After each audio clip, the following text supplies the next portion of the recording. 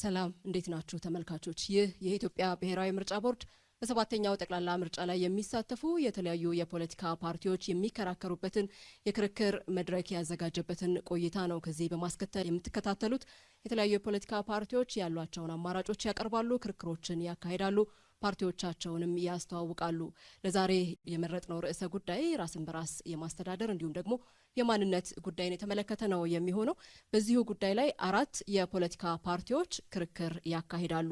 አዲስ ትውልድ ፓርቲ፣ የኢትዮጵያ ዲሞክራሲያዊ ህብረት ፓርቲ፣ ቁጫ ህዝብ ዲሞክራሲያዊ ፓርቲ እንዲሁም ደግሞ ኩሽ ህዝቦች ብሔራዊ ንቅናቄ ፓርቲ በዚህ መድረክ ላይ ክርክሮቻቸውን የሚያደርጉ ነው የሚሆነው። አዲስ ትውልድ ፓርቲ በወይዘሮ በዛሽ ተሰማና በአቶ ሰለሞን ታፈሰ ተወክሏል።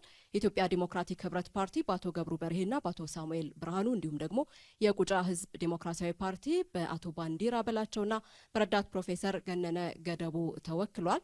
ኩሽ ህዝቦች ብሔራዊ ንቅናቄ ፓርቲ ደግሞ በመላኩ ዘላለም ተወክሏል። ይህንን የክርክር መድረክ እኔ መታሰቢያ ደረጀ፣ አላዛር መኮንን እንዲሁም ደግሞ ነሙምሳ አድማሱ እየመራን ቆይታ እናደርጋለን። እናንተም በያላችሁበት ከኛ ጋር ቆይታ እንድታደርጉ በአክብሮት እንጠይቃለን። በዚህ ክርክር መድረክ ላይ ለመሳተፍ እዚህ የተገኛችሁ የፖለቲካ ፓርቲዎች እንዲሁም ደግሞ ከተለያዩ ተቋማትና አካባቢዎችም ለመሳተፍ የመጣችሁ ሁላችሁም እንኳን ደህና መጣችሁ። እሺ፣ የክርክር መድረኩ መክፈቻ የምናደርገው የፖለቲካ ፓርቲዎች የሚቆሙበትን ቦታ እንዲሁም ደግሞ ምላሽ የሚሰጡበትን ቅደም ተከተል ለመወሰን የዕጣ ማውጣት መርሃ ግብርን ነው የምናስቀድመው።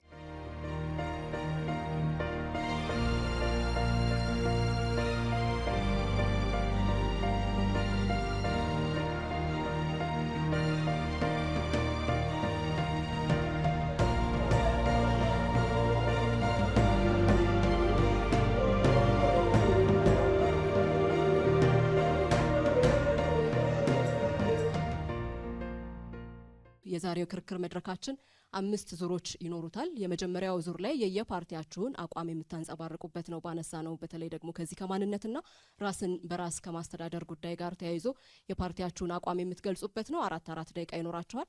ሁለተኛው ዙር ላይ እዚህ ካለነው የመድረክ አስተባባሪዎች ጥያቄዎች እናነሳለን፣ ምላሾችን የምትሰጡበትና 2 ደቂቃዎችን የምትጠቀሙበት ነው። ሶስተኛው ዙር ከታዳሚ ያለ የሚነሱ ጥያቄዎች ምላሽ የምትሰጡበት ይሆናል። አራተኛው ዙር ላይ ፓርቲዎች እርስ በርስ የምትጠያየቁበት፣ አምስተኛው ደግሞ በአጠቃላይ ፓርቲያችሁን የምታስተዋውቁበት ቆይታ ነው የሚሆነው። መልካም እድልን አስቀድመን እንመኛለን። ክርክራችንን የምንጀምረው ፓርቲዎች የየራሳችሁን አቋም በመጠቆም ነው የሚሆነው። ማንነትና ራስን በራስ የማስተዳደር ጉዳይ ላይ ያላችሁ አቋም ምን ይመስላል የሚለውን በቅደም ተከተላችሁ መሰረት የኩሽ ህዝቦች ብሔራዊ ንቅናቄ ፓርቲን አስቀድማለሁ። እጅግ በጣም አድርጌ አመሰግናለሁ። በመጀመሪያ የኢትዮጵያ ህዝብ እንኳን ለሰባተኛ ሀገራዊ ምርጫ በሰላም አደረሳችሁ እላለሁ። ስሜ መላኩ ዘላለም ይባላል። የተገኘሁት ከኩሽ ህዝቦች ብሔራዊ ንቅናቄ ፓርቲ ነው። በማንነትና ራስን በራስ በማስተዳደር ዙሪያ ላይ ፓርቲያችን ያለው አቋም የሀገራችንን ታሪካዊ የአንድነት ትስስር መሰረት በማድረግ የዜጎችን ፍላጎት፣ መብትና ጥቅም ከሀገራችን ዘላቂ ሰላምና ልማት፣ የዲሞክራሲያዊ ስርዓት ግንባታ በማስቀጠል የህገ መንግስት ማሻሻያ ቅቡልነት በማድረግ በጋራ መግባባትና ምክክር ላይ የተመሰረተ እንዲሁም የህዝቦች ትርጉም ያለው ተሳትፎ የተደረገበት ልማት ለማረጋገጥ በልዩ ትኩረት ለመስራት በቆራጥነት የተዘጋጀ ፓርቲ ነው። በመቀጠል በኢትዮጵያ ግዛት ውስጥ የሆነው በአሁኑ ጊዜ ክልል በሚባል ስያሜ የአገሪቱ አካል የሆኑ አካባቢዎችን የኢትዮጵያ ክፍለ ግዛት የሚል ስያሜ በመቀየር የማካለልና የመከፋፈል ስሜትን አስተሳሰብ ከሁሉም ዜጋ አይምሮ የተነነ የአንድነት አስተሳሰብ እንዲያብብ በብርቱ የሚሰራ በአንድነት የሚሰራ ፓርቲ ነው። በመቀጠል ማንኛውንም ለውጥና እድገት የሚጀምረው በመልካም ስብዕና የተገነባ ድርጅት ሲመራውና ሰብአዊነት የሚያስቀድም ሲሆን ህዝባዊ ቅቡልነት ለማግኘትና የሚፈልገውን ሁለንተናዊ ለውጥ ለማምጣት ቁልፍ መንገድ መሆኑ ፓርቲያችን ያምናል። ስለሚያምን አራያ በሆነ ስብዕና የተመሰረተ ሰብአዊን ያስቀደመ መሆኑ ፓርቲውን ልዩ ያደርገዋል። አዎንታዊ ሰላምን መሰረት አድርጎ በአገልግሎት አሰጣጥ፣ በጤና፣ በወንጀል መከላከል ድርጊት ተያያዥነት ጉዳዮች ላይ በልዩ ትኩረት በመስራት ዜጎች በመልካም አስተዳደር እጦት፣ በጤና መታወክና በወንጀል ድርጊት ከመከፋፈል በፊት ስልታዊ በሆነ መንገድ በትኩረት በመስራት ሀብት ሳያባክን ጤናማ አሰራር በመስራት ሰላምንና ነጻነት እንዲኖር ፓርቲያችን ይሰራል ማለት ነው።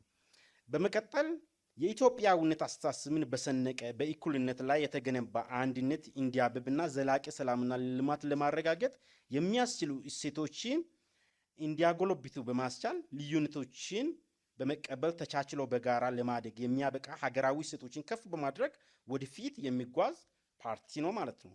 ፓርቲያችን ካለፈው ታሪካችን አስተውሎት በመማር አሁን በንቃት በመተግበር ጠንካራ የማይናወጥ ዲሞክራሲያዊ ስርዓት በመገንባት ለተከታታይ ትውልዶች ሊገነባ የሚችል መልኩ ስልታዊ ስትራቴጂን ያራምዳል ማለት ነው። ስለዚህ ፓርቲያችን የኩሽ ህዝቦች ብሔራዊ ዲሞክራሲ ፓርቲ እንግዲህ የምርጫ ምልክታችን የወጋገን ብርሃን ጮራ የሆነውን ኩቢንን ነው የምንለው የምንለው የፀሐይ ብርሃን ምልክት የሆነበት ምክንያት የተለያየ የአስተሳሰብ ችግር፣ የአመለካከት ጨለማ ወይም የድህነት አብሮ ተቀናጅቶ ያለ መስራት ለነዚህ ችግሮች ብርሃን ይዘንላችሁ መተናል፣ ብርሃንን ምረጡ ነው የምንለው። ለመጀመሪያ ጊዜ ይህ ፓርቲ በተመሰረተው በገደኦ ዞን ነው በሰባቱ ምርጫ ክልል የምንወዳደረው። የገደኦ ህዝብ የተከበረ አርሶ አደሮቻችን፣ ነጋዴዎቻችን፣ ምሁራኖቻችን፣ ወጣቶቻችን ሁሉም የህብረተሰብ ክፍል ይህንን ብርሃን የሆነውን የኩሽ ህዝብ ብሔራዊ ንቅናቄ ፓርቲን ምረጡ ይላለው። አመሰግናለሁ።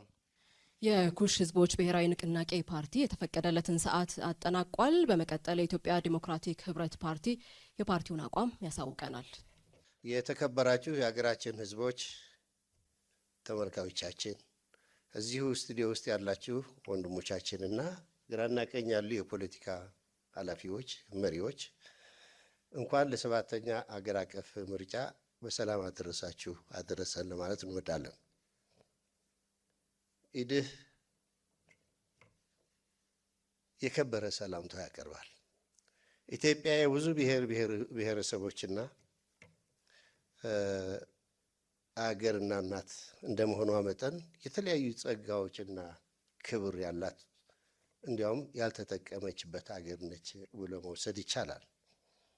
በአሁኑ ጊዜ ተዳፍነው የቆዩ የተለያዩ የመብት ጥያቄዎችን ብቅ ሲለው ይታያሉ። ከነዚሁ መሀልም በዋናነት የራስ በራስ ማስተዳደርና የማንነት ጥያቄዎች ሲሆኑ በውስጣቸው ባህላቸውና ቋንቋዎቻቸው ማሳደግ፣ በውስጡ ተደብቀው ባህላቸውና እሴታቸውን ጎልተው እንዲወጡና ሌሎችም ወዘተ ናቸው። ኢድህ እነዚህ የማህበረሰብ ጥያቄዎች ፍጹም ዲሞክራሲያዊ ናቸው ብሎ ያምናል። የእነዚህ ማህበረሰብ ወደፊት እንዲወጡ ራስን በራስ ለማስተዳደር ባህላቸውና ትውፊቶቻቸውን ጎልተው እንዲወጡ፣ መብቶቻቸውን እንዲረጋገጡ፣ ባህላቸውና ታሪካቸው ለቱሪስት መስህብ እንዲሆኑ እንዲውሉ አበክረን እንታገላለን። መብቶቻቸውን እንዲከበሩ እናረጋግጣለን ይላል። እነዚህም የሚረጋገጡ መብቶች አንደኛ ተመሳሳይ የአኗኗር ባህል ያላቸው፣ ሁለተኛ ተቀራራቢ እና ኩታ ገጠም የአኗኗር ዘይቤ ያላቸው፣ ሶስተኛ ተመሳሳይ ታሪክና ባህል ያላቸው፣ አራተኛ በቋንቋቸው እንዲማሩ፣ አምስተኛ በቋንቋቸው እንዲዳኙ፣ ስድስተኛ ራሳቸውን በራሳቸው እንዲያስተዳድሩ ሙሉ ዋስትና እንሰጣለን ይላል።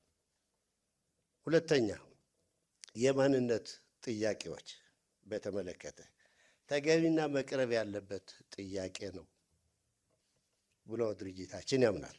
የዲሞክራሲ ጥያቄ የመብትና የህልውና ጥያቄም ነው ብሎ ድርጅታችን ያምናል።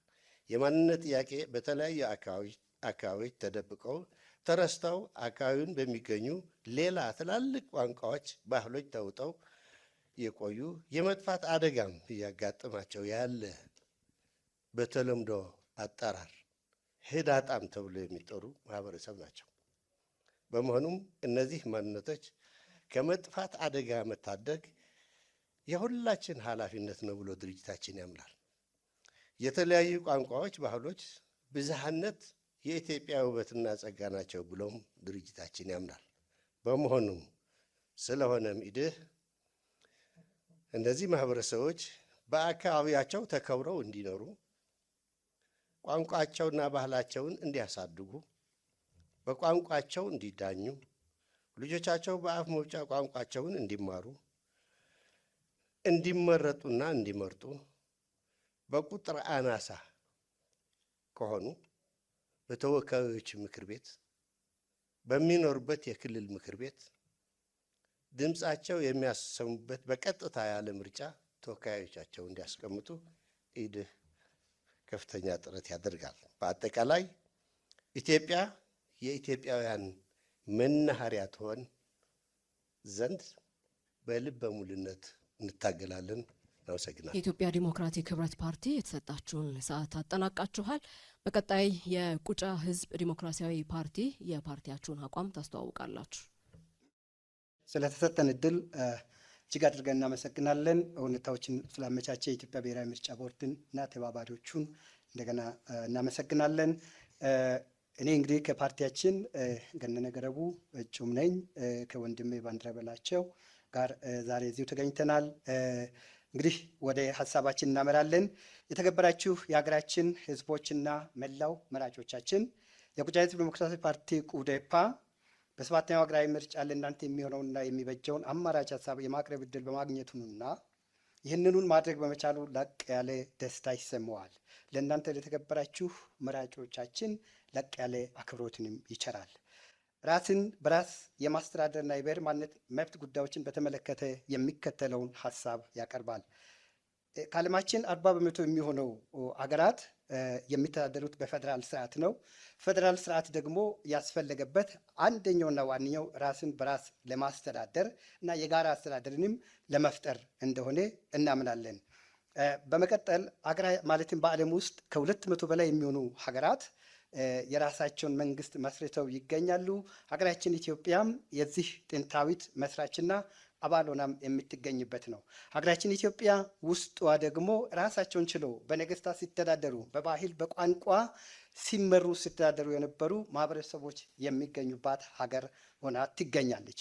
ከዚህ አኳያ በቅርቡ ወይም የሀገራችንን አንድ ለማድረግ በተሞከረው አፄ ምኒልክ ዘመቻን ተከትሎ ራሳቸውን ችለው ሲተዳደሩ የነበሩ በነገስታትም በብሔርም ይመሩ የነበሩ አካባቢዎች ኢትዮጵያን እስከሚቀላቀሉ ድረስ በብሔርና በነገድ ራሳቸውን ችለው የኖሩበት ሁኔታ በሀገራችን ታሪክ ይታያል። በተለይም በደቡብ ኢትዮጵያና በምዕራብ የሀገሪቱ ክፍላችን ማለት ነው። በብሔር የተሰየሙ አካባቢዎችም ዛሬ የተፈጠሩ ሳይሆኑ ወይም የኢትዮጵያ ህገ መንግስት የ1987ቱ ከመፈጠሩ ጋር ተያይዞ የመጣ ሳይሆን ቀደም ባሉት ጊዜያት በኃይለ ሥላሴ ዘመነ መንግስትም ሆነ በሌሎች በደርግም የተሰየሙና የኖሩ ናቸው። ኢትዮጵያ ውስጥ እንግዲህ በህገ መንግስት የምትመራ ሀገር እንደመሆኗ መጠን ለብሔር ብሔረሰቦች የተሰጡ ትላልቅ መብቶች አሉ። አንቀጽ 39 በኢትዮጵያ ህገ መንግስትም ሆነ በደቡብ ኢትዮጵያ እኛ በምንመረጥበት ወይም በምንወዳደርበት ክልልም ተገቢው እውቅና ተሰጥቷል። ይሁን እንጂ ይሄ ተገቢ እውቅና ቢሰጥም በመሬት ላይ ያለው ሁኔታ ያንን እያሳየ አይደለም ብለን እንደ ቁዴፓ እናምናለን። በዚህም በሀገራችንም ሆነ በክልሎች የብሔር ብሔረሰቦችን መብቶች የሚያከብሩና የሚያስከብሩ ህግጋት ቢኖሩም በአግባቡ ልዩ ትኩረት ተሰጥቶ ለማንነት ጥያቄዎች፣ ራስን በራስ ለማስተዳደር ጥያቄዎች መፍትሄ አልተገኘም፣ አልመጣም የሚል እምነት አለን። እንደገና በደቡብ ኢትዮጵያ በልዩ ሁኔታ በህገ መንግስት ቢቀረጽም ህገ መንግስቱና መሬት ላይ ያለው ሁኔታ ተለያይቶ ያለ ስለሆነ ቁዴፓ ይሄ ክፍተት መሞላት አለበት ብሎ በሰላማዊ ትግል ያምናል። በመቀጠል ህገ መንግስታዊ ጥያቄዎችም በህገ መንግስቱ ውቅር ተመልሰው ችግር ከሚፈጥሩበት እንዲወጡ ለማድረግ ቁዴፓ ይታገላል። እንግዲህ እኛ ባየናቸው ቁጫ ህዝብ የማንነትና የራስ አስተዳደር ጥያቄ አቅርበዋል። እስካሁን ህገ መንግስታዊ መልስ አልተሰጠውም። በዚህም ሰላማዊ የሆነ ትግል እያካሄደ ይገኛል በደቡብ ኢትዮጵያ። የዘይተንም የሌሎችንም የመዋቅር ጥያቄዎች የተካተቱበት ሁኔታ አለ። ያ ክፍተት ተፈጥሯል። ህገ መንግስታዊ ድንጋጌዎች እየተከበሩ እንዳይደለ እናምናለን እና እነዚህን ጥያቄዎች በህጋዊ ሰላማዊ መንገድ በምናደርገው ትግል እንዲከበሩ ለህዝቡም ጠቅላላ ድምፅ ለመሆን እየሰራን እንገኛለን። እንግዲህ ምልክታችን የቁጫ ቅቤ ነው፣ ምርጡ የቁጫ ቅቤ ነው። በዚህ እንግዲህ ይህን በመምረጥ የእናንተ ጠበቃ እንድታደርጉ ጥሪ እናቀርባለን። እጅግ አድርገን እናመሰግናለን። የቁጫ ህዝብ ዲሞክራሲያዊ ፓርቲ የተፈቀደለትን ሰዓት አጠናቋል። አሁን ደግሞ አዲስ ትውልድ ፓርቲ መቀጠል ይቻላል።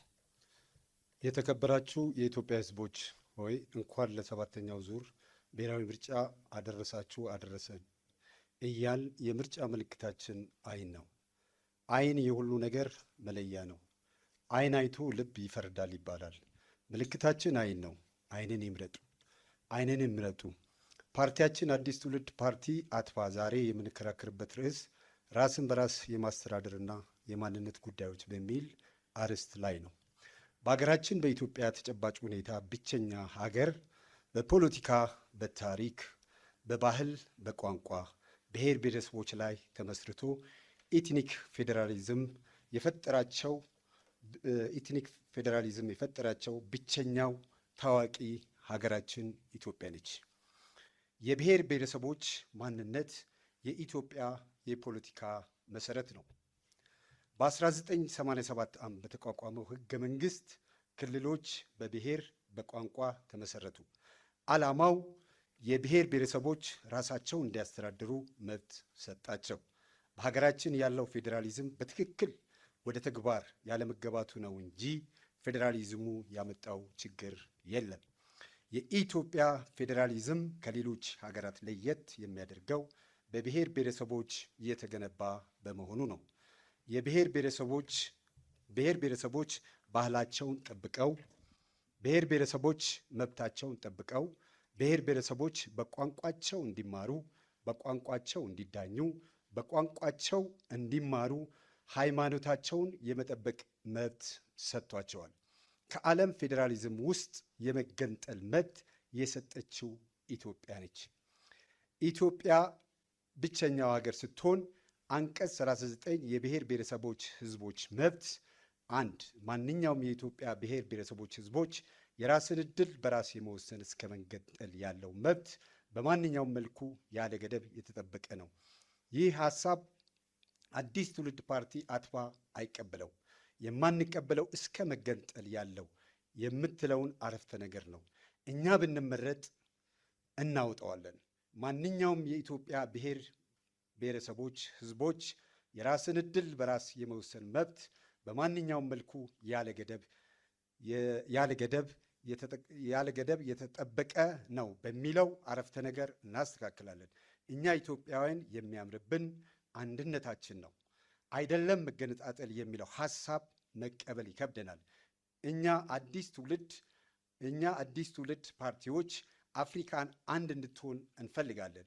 ለእኛ ለኢትዮጵያ የሚያስፈልገን መከባበር፣ መተዛዘን፣ መተማመን፣ በአንድ ላይ መኖር እንጂ መለያየት ብሎ ነገር አናምንም። የፌዴራሊዝም አወቃቀርና ራስን በራስ ማስተዳደር በብሔር ብሔረሰቦች ላይ የተመሰረተ የክልል መስተዳደር መመስረት፣ የክልሎች የራሳቸው ስራ አስፈጻሚ መመስረት፣ የክልሎች የራሳቸው ምክር ቤት መመስረት፣ የክልሎች የራሳቸው የጸጥታ ኃይሎችን ይኖራቸዋል። ክልሎች የራሳቸው ቀበሌ፣ ክልሎች የራሳቸው ወረዳ፣ ክልሎች የራሳቸው ዞን መዋቅር በህገ መንግስቱ የተሰጣቸው መብት ነው። የኢትዮጵያ ብቸኛ የብሔር ፌዴራሊዝም ጠቀሜታው አንድ ሁሉም ብሔር ብሔረሰቦች ወኪሎቻቸውን በመላክ የፌዴራል መንግስትን ያቋቁማሉ። የሁሉም ብሔር ብሔረሰቦች እኩልነትን አረጋግጧል። የሁሉም ብሔር ብሔረሰቦች ቋንቋ፣ ሃይማኖት፣ ባህል በእኩልነት እንዲያድግ ተደርጓል። የማንነት ዋና መገለጫ ማንነት። አዲስ ትውልድ ፓርቲ የተሰጣችሁን ሰዓት አጠናቃችኋል። እጅግ አድርገን እናመሰግናለን።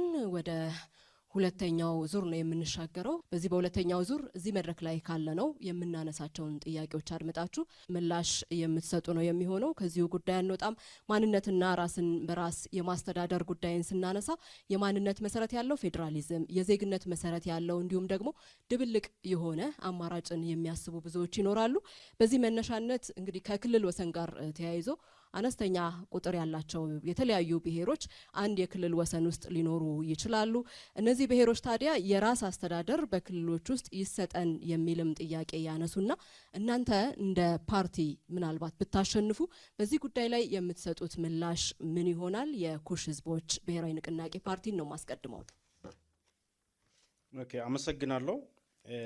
እኛም ብንመረጥ የምንመልሰው ምላሽ በህገ መንግስቱ መሰረት የትኛውም በአነስተኛ ቁጥር ያሉ ማህበረሰቦችም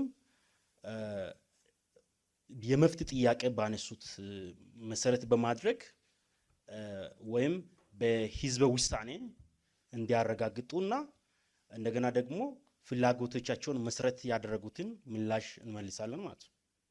ስለዚህ ከ80 በላይ ክልሎች ኢትዮጵያ ውስጥ እንዲፈጠሩ ታደርጋላችሁ ማለት ነው? እኛ የምናምነው ኢትዮጵያ በአንድነት በህብረ ብሔራዊነት በአንድነት ተቻችሎ ተስማምቶ እንዲኖርና የትኛውንም የመብት ጥያቄያቸው ተጠብቆ የህዝብን ድምፅን አክብረን የህዝብን ፍላጎትን ጠብቀን ህገ መንግስቱ በወሰነው ራስን በራስ በማስተዳደርና ሁሉም ሰው ኢኩል በሆነ አኗኗር እንዲኖር ነው የምናደርገው። እሺ፣ ወደ ቀጣዩ ፓርቲ ይሻገራለሁ። ይህንኑ ጥያቄ ይዤ የኢትዮጵያ ዲሞክራቲክ ህብረት ፓርቲ ሀገር አቀፍ ፓርቲ ነው። ብዙ ጥያቄዎች ይነሳሉ ከዚህ ራስን በራስ የማስተዳደር ጉዳይ ጋር ተያይዞ። እዚህ ያሉት ተወካይም ቀደም ሲል ሲያነሱልን ራሳቸውን በራሳቸው እንዲያስተዳድሩ እናደርጋለን የሚል ሀሳብ ሲያነሱ ነበረ። ይህንን እንዴት ነው ተግባራዊ ልታደርጉ ያሰባችሁት? አመሰግናለሁ። ተግባራዊ የምናደርገው አትሊስት ከሚኖሩበት ማህበረሰብና የአኗኗር ዘይቤ መሰረት ያደረገ የተለያዩ ተጽዕኖዎች፣ የተለያዩ ችግሮች ካሏቸው ባህላቸውና ትውፊቷቸው እየጠፋ እየደበዘዘ የሚሄድ ከሆነ አትሊስት ኢትዮጵያም ከዚሁ ባህልና ትውፊት ተጠቃሚ ነች። ብዙ ነገሮች አሉ በአንዳንድ ባህሎች እና በራሳቸው እንዲተዳደሩ የምንለው አንድ ወጥ ብዛት ያላቸው አንድ ወጥ ኩታገጠም የሆነ ባህልና ያኗኗር ዘይቤ ያላቸው ማህበረሰብ ከሆኑ ራሳቸውን በራሳቸው የማስተዳደር መብት ይኖራቸዋል ማለት ነው። ያንን እንዴት ነው ተግባራዊ የምታደርጉት? ቀደም ሲል ሲያነሱልን ክልል አንድነትን የነጠለ ነው የሚልም ሀሳብ ሲያነሱ ስለነበረ እንዴት ነው እነዚህን ሀሳቦች የሚያስታርቁት?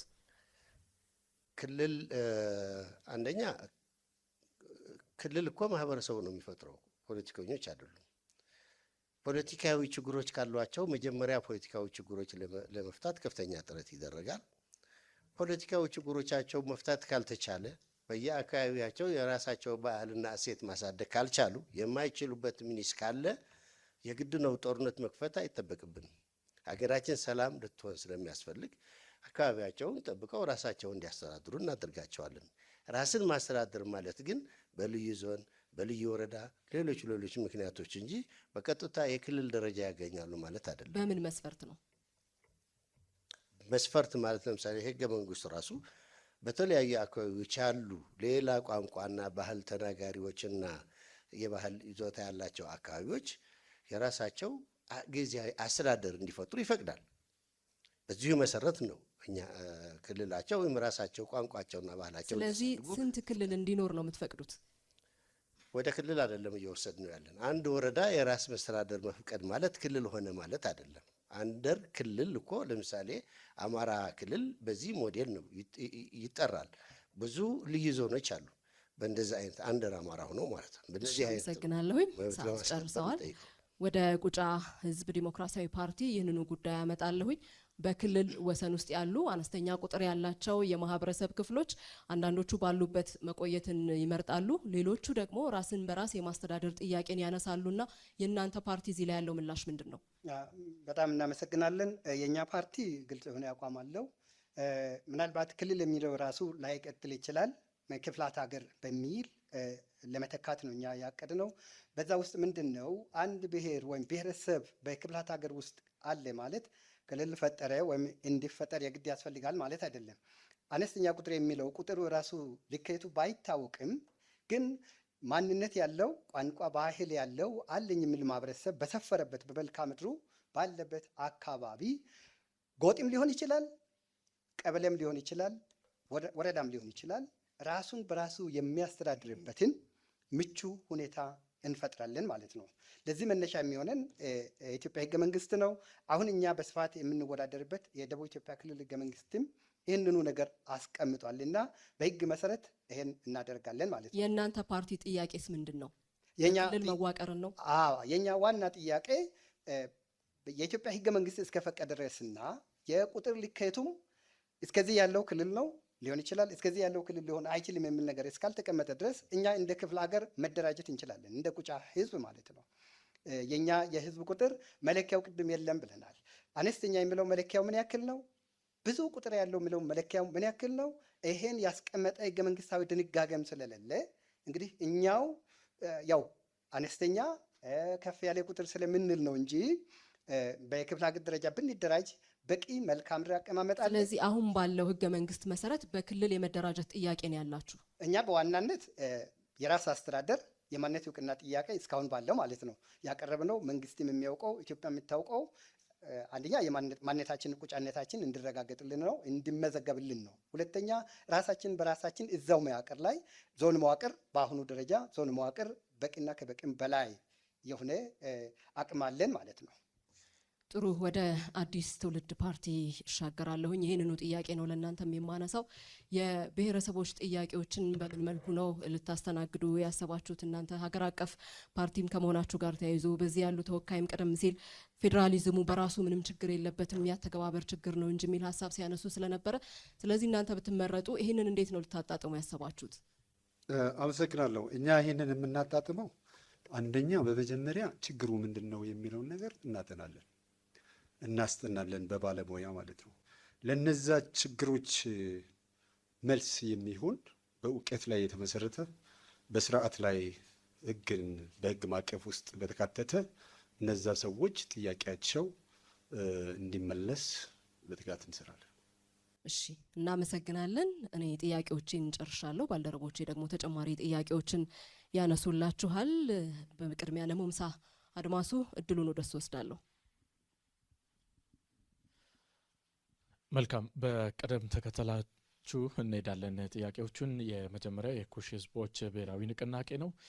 በተለያዩ የታሪክ አጋጣሚ ከተሞቻችን የማንነት ስብጥር ወይም ደግሞ ቅይጥ ማንነት የሚበዛባቸው አሉ። ይበልጥ ደግሞ ኩሽ ህዝቦች ብሔራዊ ንቅናቄ ያሉትንም ክልሎች ወደ ክፍለ ግዛት አድርገን ክልሎችን ወደ ክፍለ ግዛት ቢሆኑ ይሻል የሚል ነው መጀመሪያ ላይ ስንሰማ የነበረውና በተለይ የማንነት ቅይጥ ማንነት የሚበዛባቸው ከተሞች አካባቢ ምን አይነት ዘዴ ትፈጥራላችሁ? አስተዳደራዊ አንድ ብሔር ወይ ደግሞ ሁለት ብሔር በፈረቃ እንዴት ልትመልሱ ትችላላችሁ? የማንነት አስተዳደር እና የማንነት ጥያቄንስ እንዴት ባላንሱ እንዲመጣ ታደርጋላችሁ?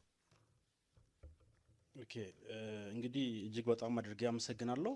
ሀገራችን ኢትዮጵያ የብዙ ብሔረሰቦችና ህብረ ብሔራዊነት ተፈቃቅሮ ተከባብሮ በአንድነት ተቻችሎ የምኖረው አካባቢ ነው። ፓርቲያችን ኩብን ወይም የኩሽ ህዝቦች ብሔራዊ ንቅናቄ ፓርቲ ለመጀመሪያ ጊዜ ከምርጫ ቦርድ እውቅና አግኝቶ በገዶ ዞን ውስጥ ይወዳደር እንጂ ቀጣይ ላይ ብሔራዊ ሀገር አቀፋዊ ፓርቲ የሚሆንና ሁሉንም ኢትዮጵያውያን ተቻችሎ ተከባብሮ በአብሮነት በአንድነት እንድኖር ነው የምንፈልገው። ይህ ተመሳሳይ ጥያቄ ጌዲኦ ውስጥም አሁን የምትወዳደርበት ቦታም ሊኖር ስለሚችል ነው። የግድ ሀገራዊ ባይሆንም ጌዲኦ ዞን ውስጥም ቢሆን ቅይጥ ማንነት የሚበዛባቸው ከተሞች ካሉ አስተዳደራዊ ሂደቱ እንዴት እንዲሆን ሚዛኑ እንዲጠበቅ ማድረግ የምትችሉት በምን መልኩ ነው?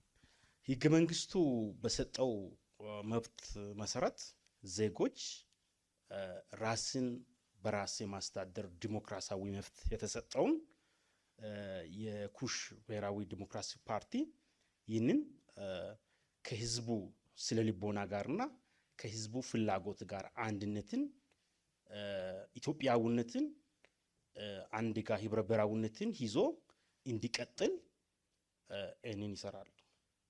ቀጣይ ፓርቲያችን የኢትዮጵያ ዴሞክራቲክ ህብረት ነው የሚሆነው። እንግዲህ ከተሞቻችን በተለያየ አጋጣሚ የቅይጥ ማንነት የሚበዛባቸው ወይም ደግሞ የተለያዩ ብሔሮች የሚበዙበት ከተሞች አሉ። እነዚህ በአንድ ብሔር እንዲመራ ወይ በሁለት ብሔር የሚመራ ነው የሚያደርጉት ወይስ በምን መልኩ? በተለይ ደግሞ ኢድህ ሙሉ ዋስትና እንሰጣለን ለማንነት የሚል ነው ዋናው መርሁን የሚከተለው መጀመሪያ ላይ ሲገልጽ የነበረውና እንዴት ሙሉ ዋስትና ሊሰጥ ይችላል በዚህ አይነት አስተዳደር አካባቢ ውስጥ? አመሰግናለሁ። ሁለት አይነት ነገሮች ናቸው ያሉ እዚህ ዙሪያ። አንደኛ ቅይጥ ማህበረሰብ ያለበት አካባቢ ቅይጥ መስተዳደር ነው የምትፈጥርበት። ቅይጥ መስተዳደር ደግሞ መንግስቱ ነው ራሱ ኦሪንቴሽን በመስጠት በማወያየት በማገናኘት ሰላማዊ የሆነ ማህበረሰብ እንዲኖር ቅይጥ መስተዳደር ይደረጋል። ከየት ጀምሮ? ከላይኛው ጀምሮ እስከ ወረዳ ቀበሌ ያለው አትሊስት ህብረ ብሔር መሆን አለበት ማለት ነው። ይሄ ነው አንደኛው መልሱ። ሌላው እኛ ዋስትና እንሰጣለን የሚለው ጥያቄ አቅርበው እስካሁን ድረስ መልስ ያላገኙ አካባቢዎች ነው። እነዚህ ጥያቄያችን ዋናው ከተሞች ለምሳሌ ሀገር አቀፍ ፓርቲ ነው እርሶ የወከሉት ፓርቲ እንደ ድሬዳዋ ወይም ደግሞ አዲስ አበባ ያሉ ከተሞች ከሁለት እና ከዛ በላይ ብሔሮች የሚበዙባቸው የትኛው ብሔር እንዲያስተዳድር ያስተካክላሉ? ወይም ደግሞ ምን አይነት መስተዳደር ይከተላል የእርሶ ፓርቲ? ሀገር አቀፍ ሲሆን መንግስት ከሆነ ሜክሲድ መስተዳደር ነው የምንፈጥርበት። ይሄ ለአንድ ብሔር ወይም ለአንድ ቋንቋ ሳይሆን የምንሰጠው በጋራ የሚያስተዳድሩበት ሚኒስ ነው እኛ የምንፈጥረው። ይሄኛው መጀመሪያ ውይይት ያስፈልጋል፣ መቀራረብ ያስፈልጋል፣ መነጋገር ያስፈልጋል። በምን መልኩ? የማንነት ጥያቄ ደግሞ እዚህ ጥያቄ ይነሳል። ራስን በራስ የማስተዳደር ጥያቄ አንዱ ብሔር ሊያነሳ ይችላል፣ ወይ ሁለቱ ብሔር የኔ ነው ብሎ ጥያቄ ሊያነሳ ይችላል። እሱ ጋር እኮ ነው መጀመሪያ የምንታገለው እኛ እነሱን ለማሳመን ሰላማዊ የሆነች ከተማ እንድትኖር ዋናው ጥረታችን ይሄንን ነው የምናደርገው። በእርግጠኝነት ይህ አካባቢ ወይም ደግሞ ያኛው አካባቢ በጋራ የሚኖሩ ማህበረሰቦች እኛ ፖለቲከኞች ወይም ደግሞ ጊዜው ካልሆነ በስተቀር ያያቸው ያለ አንድ ነው አስተሳሰባቸው። ስለዚህ ማህበረሰቡ መጀመሪያ ማወያየት፣ ይሄ ያንተ ስነ ምግባር አይደለም፣ በዚህኛው መሄድ አለብህ፣ የጋርዮሽን ስራ መምራት አለብህ የሚለው በውይይት የሚፈታ ነገር ነው። ይሄ 21ኛው ክፍለ ዘመን ያለ ነው። ሰጥቶ መቀበል፣ መወያየት፣ መደራደር የማህበረሰቡ ስራ እናደርገዋለን። ሌላኛው ነው ያልኩ የተነጠለ ማህበረሰብ ግን እየጠፋ ያለ በሌላው እየተዋጠ ያለ ማህበረሰብ ጫፍ ላይ ያሉ ጥያቄዎቻቸውም አስተናጋጅ ያላገኙ ነው ዋስትና እንሰጣለን ብዬ ያስቀመጡት። አመሰግናለሁ። መልካም። ቀጣይ ጥያቄ ለቁጫ ህዝብ ብሔራዊ ንቅናቄ ነው። የቁጫ ህዝብ በተለይ ራሱን ችሎም የአስተዳደር ጥያቄም እየጠየቀ ያለ ነው። የማንነት ጥያቄም እየጠየቀ ያለ ነው። ስለዚህ እንደ ቁጫ ህዝብ ያለ እንደዚህ አይነት ቅይጥ የሚበዛበት አካባቢ ላይ አስተዳደሩ በምን መልኩ እንዲስተካከል ፓርቲዎ ዘዴ ያስቀምጣል? እጅግ በጣም ጥሩ ነው። ዋናነት ቅይጥ የሚለውን ራሱ እንደ ማንነት እንቀበለዋለን። ቅይጥ የሚለውን እንደ ማንነት ማህበረሰቡ ከተማ ነዋሪው የተቀበለውን የራሱን ማንነት እናከብርለታለን። እንዴት ነው የምናከብረው? ከተማው የተመሰረተው የተፈጠረው እየተለወጠም ካለ እየተለወጠ ያለው በነዛ በነዋሪዎቹ ስለሆነ ከተማውን ነዋሪዎቹ እንዲያስተዳድሩ የራሳቸው ጥያቄያቸው፣ ፍላጎታቸው በራሳቸው እንዲመለስ እንዲዳኝ እናደርጋለን። ቅይጥ ስንል በአንድ ከተማ ውስጥ ከኢትዮጵያ የተሰባሰቡ የተለያዩ ብሔር ብሔረሰቦች የሚኖሩበት ማለት ነው።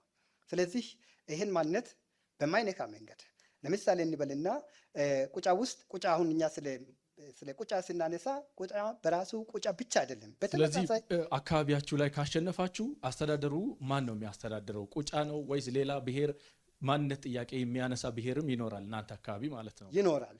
ጥያቄው ማን ነው? ጥያቄያችን ከቅይጥ ማንነት ጋር ነው።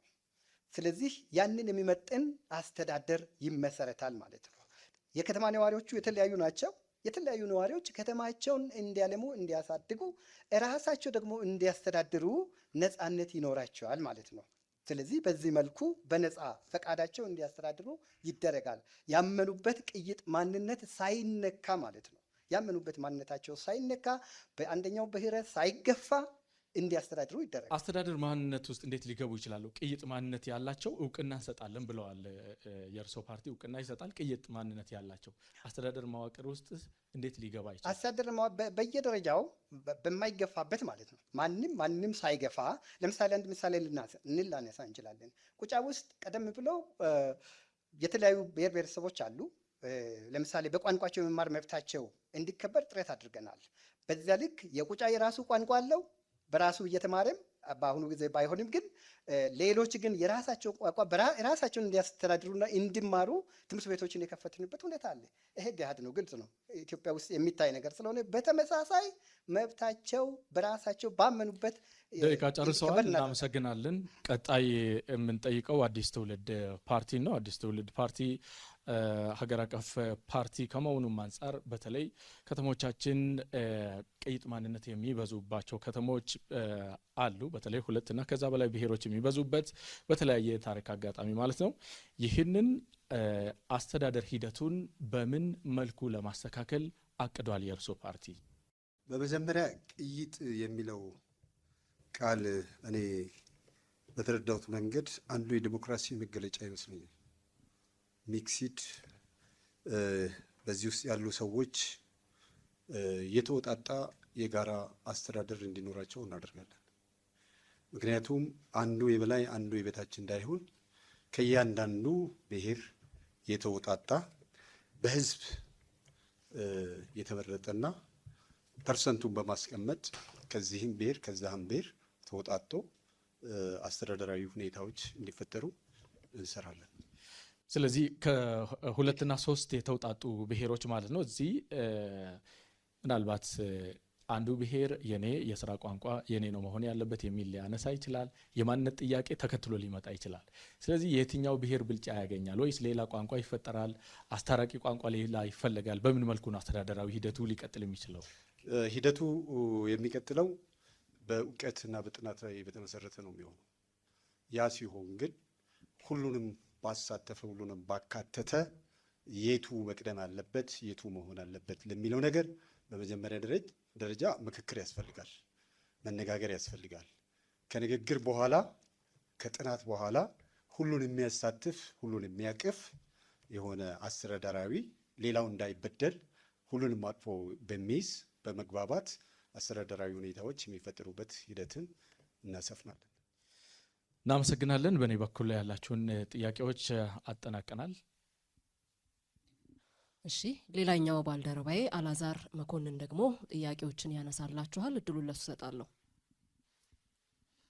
ከልብ አመሰግናለሁ። ቀደም ሲል ባወጣችሁት ቅደም ተከተል መሰረት ጥያቄዎችን አቅርባለሁ። የኩሽ ህዝቦች ብሔራዊ ንቅናቄ የማነሳው ጥያቄ በብዙ በሀገራችን ክልሎች ውስጥ የኦፊሴላዊ የስራ ቋንቋ ሆኖ የሚያገለግለው የብሔሩ ዋነኛ እዛ የኔ ክልል ነው ብሎ የሚታወቅ ወይም ክልሉ የሚጠራበት ብሔር ዋነኛ የስራ ቋንቋ ሆኖ ያገለግላል በአሁኑ ወቅት ላይ በአብዛኛው የሀገራችን ክልሎች። ይሁን እንጂ አነስተኛ ቁጥር ያላቸው ብሔረሰቦች አሉ። እነዚህን ቁጥራቸው አነሳ የሆኑ ወይም አነስተኛ የሆኑ ህዝቦችን በትምህርት በፍርድ ቤትና በመንግስት ጽሕፈት ቤቶች በቋንቋቸው እንዲገለገሉ ምን አይነት ፖሊሲ ትከተላላችሁ የሚል ጥያቄ አለኝ። እጅግ በጣም አድርጌ አመሰግናለሁ።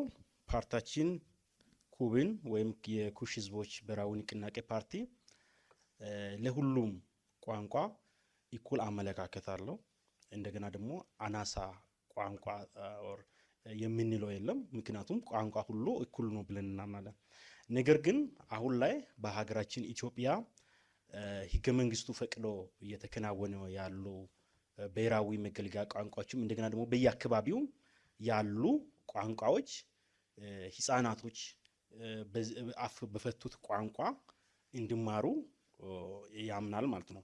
በተጨማሪ ደግሞ ሀገራዊ ህብረ ብሔራዊነትና ነባራዊ ሁኔታን ያገናዘበ የፌዴራል ስርዓት በመገንባት ሁሉም ዜጋ በእኩልነት ተከባብሮ ተቻችሎ የሚሰራበትና የሀገሪቱን ከፍተኛ ተናጋሪ ያላቸውን ቋንቋዎች የስራ ቋንቋ ማድረግ የህብረተሰቡን እዚህ ላይ የሚነሳው ጥያቄ ዝቅተኛ ቁጥር ያላቸው ህዝቦች የሚናገሯቸው ቋንቋዎች ለምሳሌ እርስዎ ከመጡበት የኩርድ ህዝቦች ንቅናቄ አሁን በቀጥታ የሚወዳደሩ ጌዲዮን ዞን እንደመሆኑ መጠን እዚህ አካባቢ ላይ የሚነገረውን ቋንቋ ሌሎች ተጨማሪ ቋንቋዎችን በስራ በትምህርትና በመንግስት ጽሕፈት ቤቶች እንዴት እንዲገለገሉ ታደርጋላችሁ? አነስተኛ ቁጥር ያላቸው ህዝቦችን አሁን ላይ እንግዲህ ቅድም እንደተናገርኩት በኢትዮጵያ ስርዓተ ትምህርት አሁን ኦልሬዲ ቋንቋዎች ህፃናቶች አፋቸውን በከፈቱ ቋንቋ ከ1 እስከ 6ኛ የሚማሩበት እንደገና ደግሞ ቅድም እንዳልኮ በፍርድ ቤቶቹም ይሁን በየትኛውም በአምልኮ ስፍራ ሊሆን ይችላል አካባቢ ላይ እርስ በርስ የሚግባቡት ቋንቋዎች ተከብሮ እየተከናወነ ይገኛሉ። ቀጣይ ላይ ደግሞ ፓርታችን ምርጫውን አሸንፎ ካለፈ ይህንን ቋንቋን ይበልጥ ተጠናክሮ እንዲቀጥልና ህፃናቶቹም ሌሎች ተቋማትም ላይ ደግሞ በእንደዚህ አይነት ቋንቋ እንዲገለገሉ እንሰራለን ማለት ነው። ተጨማሪ ቋንቋ ትፈቅዳላችሁ ወይንስ አሁን ባለበት እንዲቀጥል ነው የምታደርጉት? እንግዲህ የነበረውን ቋንቋ ይበልጥ መፍታቸውን ዲሞክራሲያቸውን በመማርም ይሁን በየትኛውም ቦታ በሚገለገሉበት ኢኮኖሚ ኤክስቼንጅ በሚያደርጉት ኮሚኒኬሽን ላይ እንዲጠቀሙ ህዝቦች የተሰጣችሁን ሰዓት አጠናቃችኋል። ከልብ አመሰግናለሁ። ወደ ኢትዮጵያ ዴሞክራሲያዊ ህብረት ኢዴን ነው የምሸጋገረው። ተመሳሳይ ጥያቄ ነው የማነሳው። በብዙ ክልሎች ውስጥ ኦፊሴላዊ የስራ ቋንቋ ሆኖ የሚያገለግለው ዋነኛው የብሔረሰብ ቋንቋ ብቻ ነው። ይሁን እንጂ አሁንም በሀገራችን ነባራዊ ሁኔታ ውስጥ አነስተኛ ቁጥር ያላቸው ህዝቦች በአስተዳደር ውስጥ፣ በትምህርት፣ በፍርድ ቤት፣ በልዩ ልዩ መስኮች ቋንቋቸውን እንዲገለገሉ ምን አይነት ፖሊሲ ትከተላላችሁ? ዌል አመሰግናለሁ። ባይዘወይ ቋንቋና ባህል ለአንድ ሀገር የተፈጥሮ ጸጋ እንጂ የግጭት መንሻ አይደለም የሚሆነው። ቋንቋዎች ማለት መግባቢያዎች ናቸው። ቋንቋዎች ማለት ስንወርድ ደግሞ የባህላችን የሴታችን መገለጫዎች ናቸው። ስለዚህ እንዴት ነው የምትከተሉት የሚለው አናሳና ትናንሽ ቋንቋዎችና ባህሎቻቸውን እየጠፉ ያሉ የግድ ማደግ አለባቸው። ሁላችንም ኃላፊነት መውሰድ አለብን ነው እያልን ያለ ነው። አጠቃላይ ኢትዮጵያ የምትተዳደርበት እኮ ወደ 5 ቋንቋዎች አለ። እሱ ወደ ማሸነፍ ከመጡ አድገው ቋንቋቸውና ባህላቸውን አስርጸው ብዙ ተናጋሪ ያለበት ሆኖ ከተገኘ ብሔራዊ ቋንቋ የማይሆንበት አንዳች ምክንያት እኮ የለም። እድገት ነው ዋና ወሳኙ። የትኛውን ቋንቋ ነው ብሔራዊ ቋንቋ አድርጋችሁ በይፋ ለህዝብ የምታሳውቁት? አሁን ያለው የኢትዮጵያ መንግስት እየተመራበት ያለ ብሔራዊ ቋንቋ ብሔራዊ ቋንቋችን ነው። እኛ እነዚህ ብሔራዊ ቋንቋዎች 5 ቋንቋዎች ናቸው ያሉ። 5ቱ እንዳለ ተቀብለን ወስደናል። ሌሎች ግን እያደጉ ከመጡ 6ኛ፣ 7ኛ፣ 8ኛ የማይሆንበት ሚኒስ የለም ነው። ዛስዋይ እኛ ባህልና ቋንቋ ማደግ አለበት፣ መጥፋት የለበትም፣ መርሳት የለብንም። ሰዎች ባህላቸውና ቋንቋቸው ራሱ መጥፋት የለበትም ብለን የምናስቀምጠው ለዚሁ ነው። ብዙ ቋንቋ ተናጋሪ አገሮች አሉ እኮ ከኛ የበለጠ፣ እኛማ 5 ነው። ስለዚህ በክልሎች ውስጥ ያለው ሁኔታ እንዴት ነው የምታደርጉት? በምን በክልሎች ላይ ያለውን ሁኔታ እንዴት ነው የምታደርጉት እናንተ? የቋንቋ አጠቃቀሙ ማለት ነው። ክልሎች የየራሳቸው ህገ መንግስት ስላላቸው የራሳቸው የሚናገሩበት ቋንቋ ያነሳሁትም ነጥብ እዚህ ላይ ነው። ክልሎች የሚገለገሉበት ቋንቋ ተጨማሪ አነስተኛ ቁጥር ያላቸው ህዝቦችን በአገልግሎቱ ላይ እንዴት ነው ፖሊሲያችሁ ምንድን ነው የሚለውን እዚህ ላይ እንዲገልጹ የሚፈልገው ይህን ነጥብ ነው። አይ ነው ክልሎች የማይናገሩት ወይም ደግሞ ብሔራዊ ቋንቋቸው ሌላ ሆኖ ሌሎች እዛ ውስጥ ያሉ እየጠፉ ያሉ ግን በዛኛው ቋንቋ እየተናገሩ ቋንቋቸውና ባህላቸውን እያሳደጉ ይመጣሉ ማለት ነው። የዛ ክልል የህገ መንግስት ተገዢዎች ናቸው እኮ የዚህ የፌዴራል የህገ መንግስት ተገዢዎች ናቸው። ቋንቋና ባህል ማሳደግ ማለት መለያየት ማለት አይደለም፣ መገንጠል ማለት አይደለም። የኢትዮጵያ ዴሞክራቲክ ህብረት በህግ 5 ብሔራዊ ቋንቋዎች እንዳሉ ገልጸዋል። የትኛው ህግ ላይ ነው? አመሰግናለሁ። በአዋጅ አልሰማሁትም፣ በመንግስት መግለጫ ነው።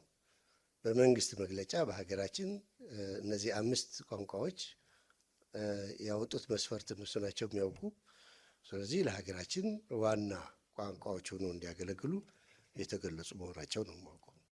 የቁጫ ህዝቦች ዲሞክራሲያዊ ፓርቲ ነው የምሸጋገረው። ቀደም ሲል ያነሳው ጥያቄ ተመሳሳይ ሀሳብ ነው።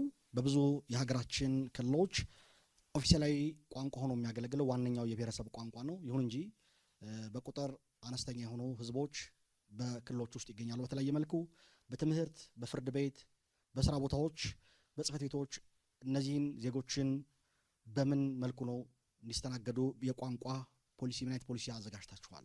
በጣም ጥሩ ነው። እጅግ በጣም ጥሩ ጥያቄ ነው። እጅግ አድርገን እናመሰግናለን።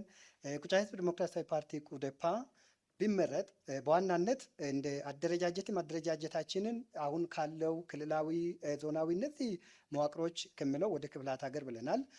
ምንድን ነው አንድ ክፍልም ይሙላ በመጀመሪያ ወሳኙ ህግ ነው። ህገ መንግስት ላይ እያንዳንዱ ብሔር ብሔረሰብ ቋንቋውን፣ ባህሉን፣ ወጉን፣ ታሪኩን የመግለጽ የማስፋፋት መብት አለ የሚለው ነገር ዋና መነሻችን ነው። ይህን መነሻ በማድረግ ቁጥራቸው ምንም ይሁን አንድ ክፍልም ይሁን ከትምህርት አኳያ ከዛም ያነሰ ይሁን ህገ መንግስታዊ መብት ስለሆነ አፋቸውን በፈቱበት ቋንቋ የመማር መብት ስላላቸው ይሄኛውን በሚገባ እናከብራለን። በፍርድ ቤቶች፣ በሌሎች የስራ ቦታዎች አስተርጓሚ ቋንቋቸውን የሚግባቡበት የክልሉን ቋንቋ የማይችሉ ከሆነ ሰፊው ማህበረሰብ የሚግባባበትን የክልሉን ቋንቋ የማይችሉ ከሆነ አስተርጓሚም እንዲመደብላቸው እናደርጋለን። መብታቸው ስለሆነ ህገ መንግስታዊ መብታቸው ስለሆነ ዜጎችም ስለሆኑ፣ ስለዚህ እስከዚህ አስፈላጊውን ነገር እንክብካቤ እናደርጋለን። በትምህርት ስርዓትም ልዩ ትኩረት እንዲሰጥ፣ ተገቢው ድጋፍ እንዲደረግ እናደርጋለን። ቋንቋቸውም እየለማ እያደገ እንዲሄድ እናደርጋለን ማለት ነው። መልካም። እርስዎ የሚወዳደሩበት አካባቢ የቁጫ አካባቢ ነው። በዚህ አካባቢ ላይ ተመርጣችሁ የመንግስትነት የማስተዳደር ስልጣን ብትረከቡ የስራ ቋንቋችሁ ምንድን ነው የሚሆነው? ቁጫኛ ነው የሚሆነው። ለማንነታችን ብቸኛው መለኪያ ቋንቋ አይደለም። ባህል አለ፣ ታሪክ አለ፣ የአስተዳደር ዘይቤ አለ። ብዙ ነገሮች እዛ ውስጥ የሚመደቡና የሚካተቱ አሉ። ወደ ሌሎች ያልፋለሁ። ከልብ አመሰግናለሁ። በመቀጠል የምንሄደው ወደ አዲስ ትውልድ ፓርቲ ነው። በተመሳሳይ ለአዲስ ትውልድ ፓርቲ የማነሳው ጥያቄ በብዙ ክልሎች ውስጥ እንደምንመለከተው ኦፊሴላዊ የስራ ቋንቋ ዋነኛው የብሔረሰብ ቋንቋ ነው። ነገር ግን አነስተኛ የህዝብ ቁጥር ያላቸው ዜጋዎች ይገኛሉ። እነዚህን ብሔረሰቦች በትምህርት፣ በፍርድ ቤትና በመንግስት ጽሕፈት ቤት በቋንቋቸው እንዲገለገሉ ምን አይነት ፖሊሲ ትከተላላችሁ? አመሰግናለሁ። በመሰረቱ ማንኛውም ቋንቋ የሀገር ሀብት ነው። ይህ ሊሰመርበት ይገባል። በትምህርት በአፍ መፍቻ ቋንቋቸው እንዲማሩ ይደረጋል። ያልተካተቱትን እናካትታለን። በዳኝነትም ወቅት በአስተርጓሚ እንዲተረጎምላቸው ይደረጋል። የዜጎች መብት እናከብራለን፣ መብታቸው ይጠበቃል ማለት ነው። ባህላቸውም እነዚሁ ልዩነታቸው እንዳለ ሆነው፣ ልዩነት ውበት ነው እንዳለ ሆነው እንዲካተቱ የምንታገልበት እኮ ዋናው ይሄ ነው። ራሳቸውን በራሳቸው እንዲያስተዳድሩ የማንነት ጉዳይ እንዲመለስ ከተፈለገ የህዝቦችን ጥያቄና ራስን በራስ ማስተዳደር የሚለው ነገር ቋንቋ የሀገር ሀብት መሆኑን ካወቅን እነኚህን አካላት የማሳተፍና የማካተት ስራችን ይሆናል ማለት ነው። በእኔ በኩል ያሉ ጥያቄዎችን አጠናቅቄያለሁ። ከልብ አመሰግናለሁ። እሺ፣ እናመሰግናለን። ወደ ሶስተኛው ዙር ነው የምንሻገረው። በሶስተኛው ዙር ደግሞ ከተለያዩ ተቋማትና ከተለያዩ የማህበረሰብ ክፍሎች በዚህ የተገኙ ታዳሚያን ለሚያነሱት ጥያቄዎች ምላሽን ትሰጣላችሁ። ስለዚህ ለታዳሚያን እድልን እንሰጣለን። እሺ፣ 1 2 መጨረሻ ላይ 3። የኔ ጥያቄ አዲስ ትውልድ ፓርቲን ይመለከታል። አዲስ ትውልድ ፓርቲ ሀገር አቀፋዊ ከመሆኑም አንጻር ምናልባት የኢትዮጵያ ሕዝብ ከመረጠውና ሀገርን መምራት ከቻለ ወደ መሪነት ከመጣ አንቀጽ 39ን እናጠፋለን ብላችኋል። ምናልባት የኢትዮጵያ ሕዝብ መለያየትን አይፈልግ ይሆናል። ነገር ግን እንበልና አንድ ሳብ ናሽናል ዩኒት ኢፍ ዴይ ዳዝንት ፊል ዘ ሴንስ ኦፍ ቢሎንጊንግ ወይንም ደግሞ በፌዴራል መንግስት ሪፕሬዘንት አልተደረግኩም ብሎ ካመነ መገንጠል ከፈለገ ምንድን ነው የፓርቲያችሁ አቋም የሚል ጥያቄ ነው ያለኝ። አመሰግናለሁ። እናመሰግናለን። አዲስ ትውልድ ፓርቲ ጥያቄው ለእናንተ ነው። እሺ፣ አመሰግናለሁ። አዲስ ትውልድ ፓርቲ ምንድን ነው ይህንን የሚያደርገው? ብዙ ጊዜ ክልሎች እንገንጠል ወይ ራሳችንን በራሳችን መብት እንወስን የሚሉት ፍሪደም ሲያጡ ነው፣ ጥያቄዎች ሲኖራቸው ነው። እንደ አዲስ ትውልድ ፓርቲ ደግሞ እኛ ጥያቄያቸውን ሁሉ እንዲሉ ያደረጋቸውን ሁሉ አወያይተን መፍትሄ አምጥተን እንደምንሰራ ነው። መገንጠል እኛ ባህላችን አብሮ መኖር፣ አብሮ የመፈቃቀር፣ አብሮ የመዋለድ ነው። እንኳን ተገነጣጥለን እንዲህ ሆነን እንኳን አያምርብንም፣ አንፈልግም። ይሄንን ግን መብቴ ችግራቸውን እንመልሳለን። እንዲሉ ያደረጋቸውን ጥያቄያቸውን ከችግር ተነስተው ነው እንገንጠል ያሉት። ይፍታዊ ሲያጡ የውስጥ የውጭ ችግር ሲኖራቸው ለዚህ የሚያበቃቸው ይሄ ነው። ከሀገራቸው ተገንጥለው የተለየ እንትን እንዲኖራቸው አይደለም። እንደ አዲስ ትውልድ ደግሞ ይህንን ጥያቄ መልሶ አብሮ የመኖርን ጥያቄያቸውን የመመለስን እንትን ይሰራል። ለዚህ ነው የምንሰራው። እኛ መንገንጠልን አሁንም አንፈልገው፣ ግን ችግሮችን እንፈታለን አወያይተን። እንገንጠል ያሉበትን ችግር ለምን እንደሆነ የቱ ጋር እንደሆነ አጥንተን ችግራቸውን መፍትያቸውን እመልስና የመገንጠሉን ነገር እንደማንቀበለው እንነግራቸዋለን። ችግራቸው ደግሞ ከተመለሰላቸው እንዲህ ያሉበት ምክንያት እንትን ካለን እነሱም ይህንን አይፈልጉትም፣ እርግጠኛ ነኝ። አመሰግናለሁ። ወንድም ያነሳው ጥያቄ እኛ እስከ መገንጠል የምትለዋን አረፍተ ነገር እናወጣለን ነው። እኛ ስንሰራ ኢትዮጵያ እንድትገነጣጠል ሳይሆን አፍሪካን አንድ ለማድረግ እንሰራለን ነው እንጂ እስከ መገንጠል የምትለውን አረፍተ ነገር ነው እንጂ ሌላውን አይደለም። እና በዛ እንዲያዝልን ማለት ነው። አመሰግናለሁ። እናመሰግናለን። እሺ፣ ቀጣይ ጥያቄ ማቅረብ የምፈልገው ለቁጫ ህዝብ ፓርቲ ነው። አንድን ብሔር ወይም ደግሞ አንዱን ጎሳ ወክሎ ለፖለቲካ መቅረብ አሁን ያለውን ችግር ለቀጣይ ትውልድ ማስተላለፍ አይሆንም ወይ? አሁን ያለውን ችግር ለመቅረፍ የሞከርን ባለበት ሰዓት አንድን ብሔር ወክሎ መምጣት ያንን ድምፅ ነኝ ብሎ ማሰብ አንድነትን አያጠፋም ወይ? በይ ፈልጋለሁ። አመሰግናለሁ። እሺ፣ እናመሰግናለን። የቁጫ ህዝብ ዲሞክራሲያዊ ፓርቲ ምላሽ ትሰጣላችሁ። እሺ፣ አመሰግናለሁ። እኛ የምንከተለው ህብረ ብሔራዊ ፌዴራሊዝም ስርዓት ነው የምንከተለው። በዛ ሂደት የብሔረሰቦች ማንነት፣ ቋንቋ፣ ባህል፣ ታሪክ እንዲከበር እናደርጋለን። ፓርቲያችን ስያሜው የቁጫ ህዝብ ዲሞክራሲ ፓርቲ ነው። የቁጫ ህዝብ ዲሞክራሲ ፓርቲ ያልነው እዛ ያሉ ሌሎች ብሔር ብሔረሰቦችንም በህዝብ ስለሚያካትት ቁጫ ህዝብ ዲሞክራሲ ፓርቲ ነው። ቁጫ ብሔር ዲሞክራሲ ፓርቲ ወይም ቁጫ ብሔራዊ ንቅናቄ ያላልን። ይሄ ማግለልን እንዳያመጣ ከማሰብ ነው። ግን ቁጫ የሚለው ምንድን ነው የሚለውን ነገር ግንዛቤ ከወሰድን ቁጫ ማለት አሸናፊ ማለት ነው። አብሮ መኖርን፣ ችግሮችን በጋራ ማሸነፍን፣ ድህነትን ማሸነፍን፣ ጀግንነትን የሚገልጽ ነገር ነው። ይሄንን ይዘ ወደ ፖለቲካ መድረክ መምጣታችን ኢትዮጵያን ወይም ሌላውን ተጽዕኖ የሚፈጥር ስራ አይደለ። ጠያቂያችን በዛ እንዲረዱ ግን እኛ ደግሞ የምንከተለው የአስተዳደር ስርዓት ክፍላት ሀገራት ስለሆነ እዛው ያለውን በጂኦግራፊ፣ በአኗኗር ዘይቤ፣ በታሪክ፣ በባህል፣ በቋንቋ ስለምናካልል ስያሜውን የአስተዳደር ስያሜውን ህዝቦች የወሰኑትን ማድረግ እንችላለን የሚለው ነገር እንዲወሰድ ነው። ሌላው ቅድም የቁጫ ጥያቄ ምንድን ነው ሲባል ነበርና ከግፍቱ የተነሳ አሁን ላይ የነበረው የህዝቡ ስነ ልቦና በክፍላት ሀገራት እኛ ስለምናደራጀው ቁጫ ክፍለ ሀገር የሚለውን ሁሉንም የኢትዮጵያ ክፍላት ሀገራት ነው የኛ አስተዳደር የሚከተለውና ቁጫ ክፍለ ሀገር የሚለውን ነው የቁጫ ህዝብ እየጠበቀም እየሰማን ያለው ህዝብ ቁጫን ክፍላት ሀገራት ማድረግ። አሁን ባለው ህገ መንግስት ደግሞ የራስ አስተዳደር የሚባለው ክልል ነው። በክልል ደረጃ ቁጫ ህዝብ ራሱን በራሱ ለማስተዳደር ነው ስራ ላይ ባለው ህገ መንግስት። የእኛን ሀሳብ የሚሸከም መንግስት ስመረጥና እኛ ስንመረጥ በክፍላት ሀገራት ቁጫ ክፍላት ሀገራት እንደ ሌሎች ኢትዮጵያ ክፍላት ሀገራት እናደርጋለን። እናመሰግናለን። አሁንም ከታዳሚያን የሚነሱ ጥያቄዎችን እንቀበላለን። እሺ፣ 1 2 3 የመጨረሻ። እሺ፣ የምጠይቀው ጥያቄ ለአዲስ ትውልድ ነው።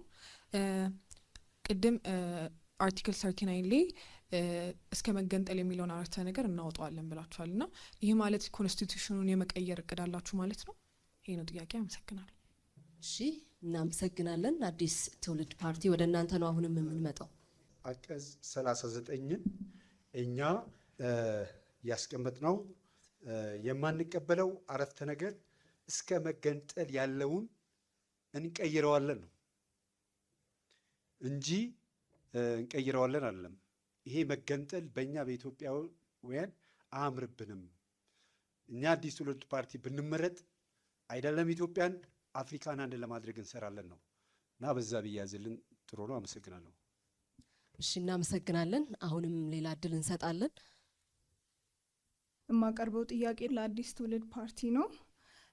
እንደ ገለጻችሁት ኢትኒክ ፌዴራሊዝም ወይም ብሔር ቤዝ ያደረገ ፌዴራሊዝምም አጠቃቅሙ ላይ ነው እንጂ ችግሩ እንቀበለዋለን ወይንም ርዕዮተ ዓለማችን እሱ ነው የሚል ሀሳብ ቀርቦ ነበርና እስካሁን እንደሚታየው ኤትኒክ ቤዝድ የሆኑ ግጭቶችን እናያለን ሀገራችን ውስጥ።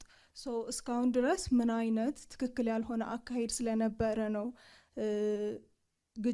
ግጭቶቹ የተፈጠሩት እና እናንተ ደግሞ ምን አይነት አላማ ወይም ደግሞ ራዕይ ይዛችሁን የመጣችሁት ሪል የሆነ መሬት ላይ ወርዶ መስራት የሚችል ምን አይነት ራዕይ ነው ትክክለኛው ኤትኒክ ፌዴራሊዝም ብላችሁ እናንተ የምታስቡት ነው? አመሰግናለሁ። በሀገራችን ያለው ፌዴራሊዝም በትክክል ወደ ተግባር ያለመገባቱ ነው እንጂ ፌዴራሊዝሙ ያመጣ ችግር የለም የሚለው የመነሻ ሀሳባችን። የኢትዮጵያ ፌዴራሊዝም ከሌሎች ሀገራት ለየት የሚያደርገው በብሔር ብሔረሰቦች የተገነባ በመሆኑ ብለናል። ግጭቶች እንግዲህ በተለያየ ምክንያት ይከሰታሉ በሀገራችን። በወሰን ሊከሰቱ ይችላሉ፣ በድንበር ሊከሰቱ ይችላሉ። እነዚህ ግጭቶች የሰዶ ማሳደድ፣ የጥላቻ ፖለቲካ እንዲቀር በሀገራችን የደም ፖለቲካ ተወግዶ የፍቅር ፖለቲካ እንዲመሰረት ወደፊት የምንሰራቸው ነገሮች ሊሆኑ ይችላሉ። ይህንን የምናደርገው እንግዲህ ወደ ስልጣን ኮርቻ ላይ ስንወጣ ነው።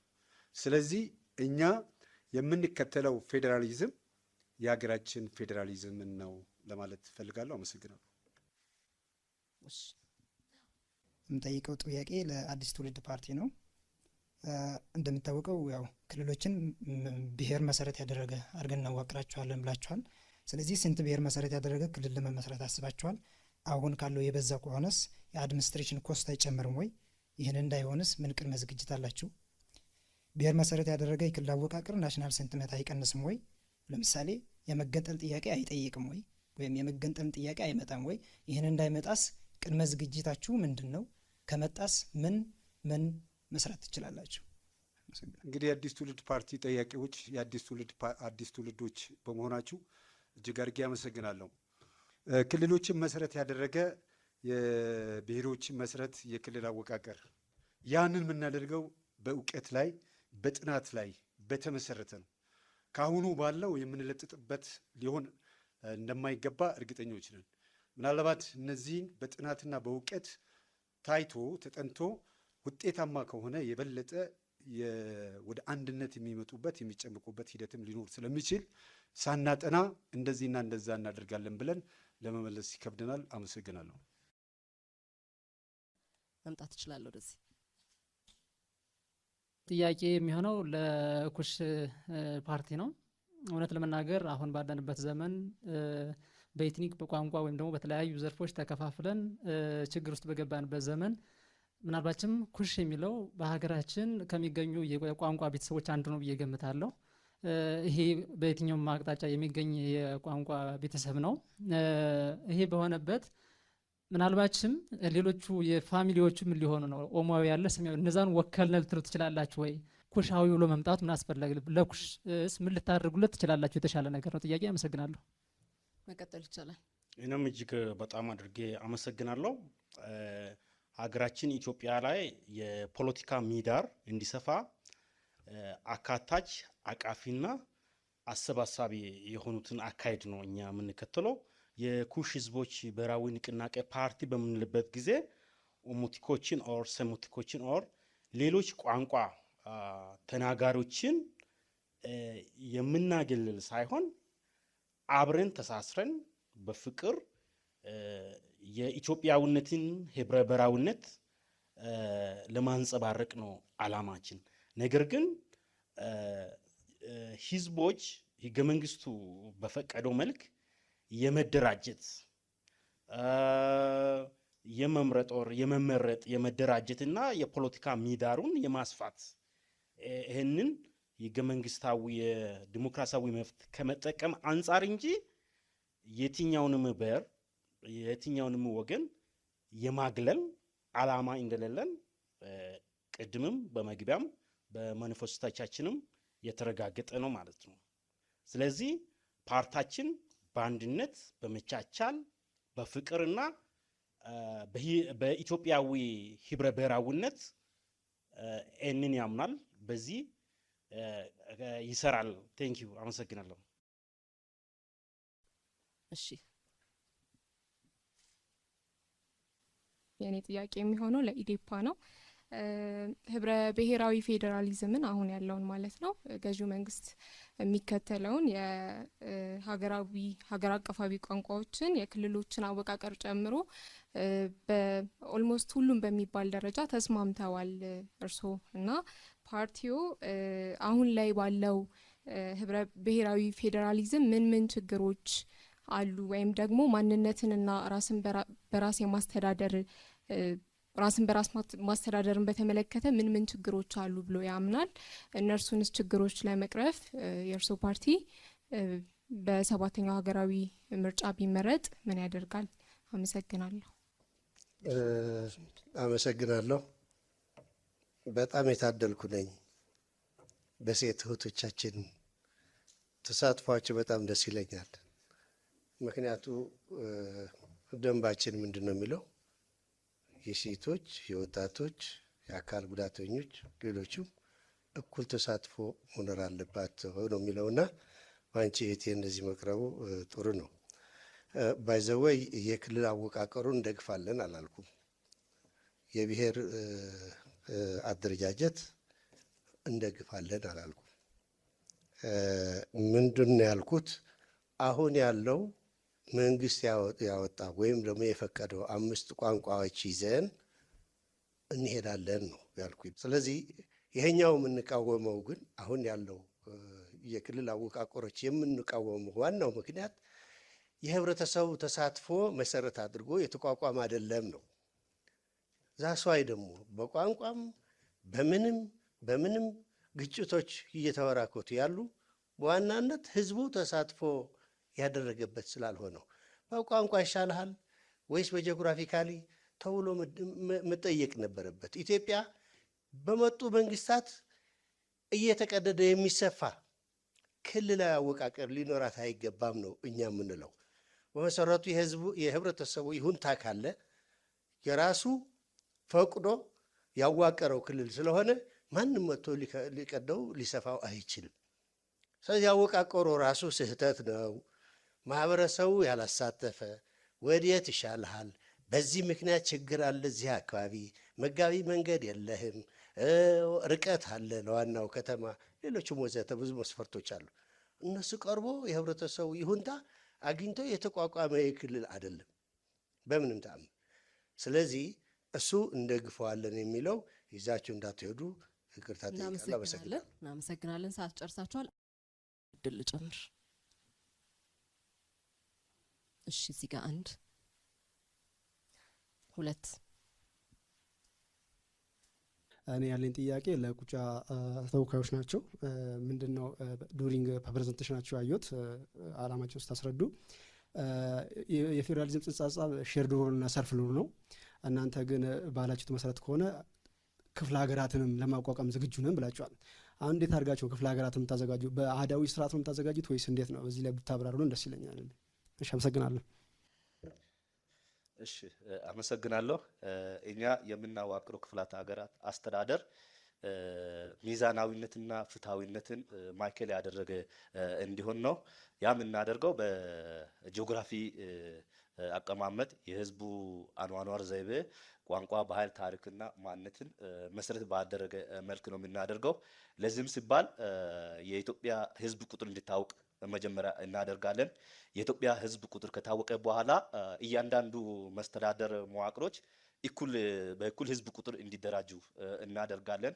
ያንን በምናደርግበት ጊዜ ግን የምሁራንን ተሳትፎ፣ የሃይማኖት መሪዎችን ተሳትፎ፣ የሀገር ሽማግሌዎችን ተሳትፎ እንዲሁም የሲቪክ ማህበራትን ተሳትፎ በሚያረጋግጥ መልክ በጥናትና ህዝቡን ራሱን በማሳተፍ በህዝቡ በማስወሰን ስለሚሆን ቋንቋን ማዕከል ያደረገ ሳይሆን በመልክዓ ምድሩ ያሉ ህዝቦችን አስተሳሰብን፣ ስነ ልቦናውን የጋራ ለልማት አመችነትን ማዕከል ያደረገ አደረጃጀት ስለምንከተል ያን ለዛ ከበቃን ደግሞ እናንተ ምሁራንም ትታከሉባት እዛው ተሳተፋላችሁና የእናንተንም ሀሳብ የጋራ አድርገን ለሀገራችን ሰላም፣ መረጋጋት፣ ነጻነትና እኩልነት ለፍትሃዊ ሀብት አጠቃቀም በሚያመች መልክ ስለምንሰራ እናንተም በዚሁ ተሳተፋላችሁ የሚል እምነት ከኛ በኩል አለ።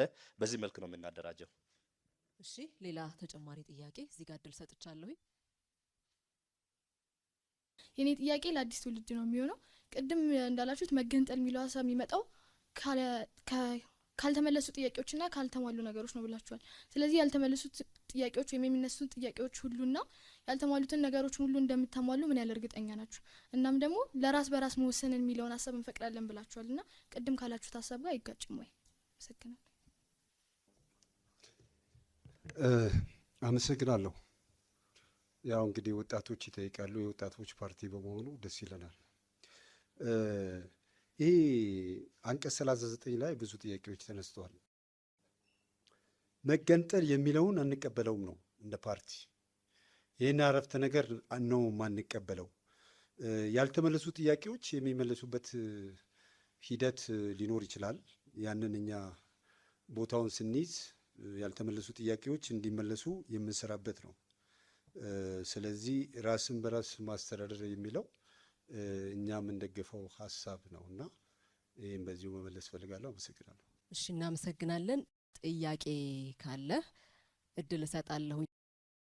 እሺ፣ ጥያቄ የሚሄደው ለቆጫ ህዝባዊ ፓርቲ ነው። ቅድም በንግግሩ ሲናገሩ አሁን ላይ ያለውን የክልል አወቃቀር ወደ ክፍለ ሀገራዊ አወቃቀር እንቀይረን ብላችኋል። ይሄ ማለት ደግሞ የክፍለ ሀገር ብዛቶችን እንዲጨምር ወይ ደግሞ በብሔረሰብ ደግሞ ከሆነ ከ80 በላይ የሚሆኑ ክፍለ ሀገራት እንዲመሰረቱ ያደርጋል። ብዛቱ ከሎጂስቲክስ እና ከአስተዳደራዊ ችግሮች ጋር በተያያዘ እንዴት ማኔጅ ለማድረግ አስባችኋል?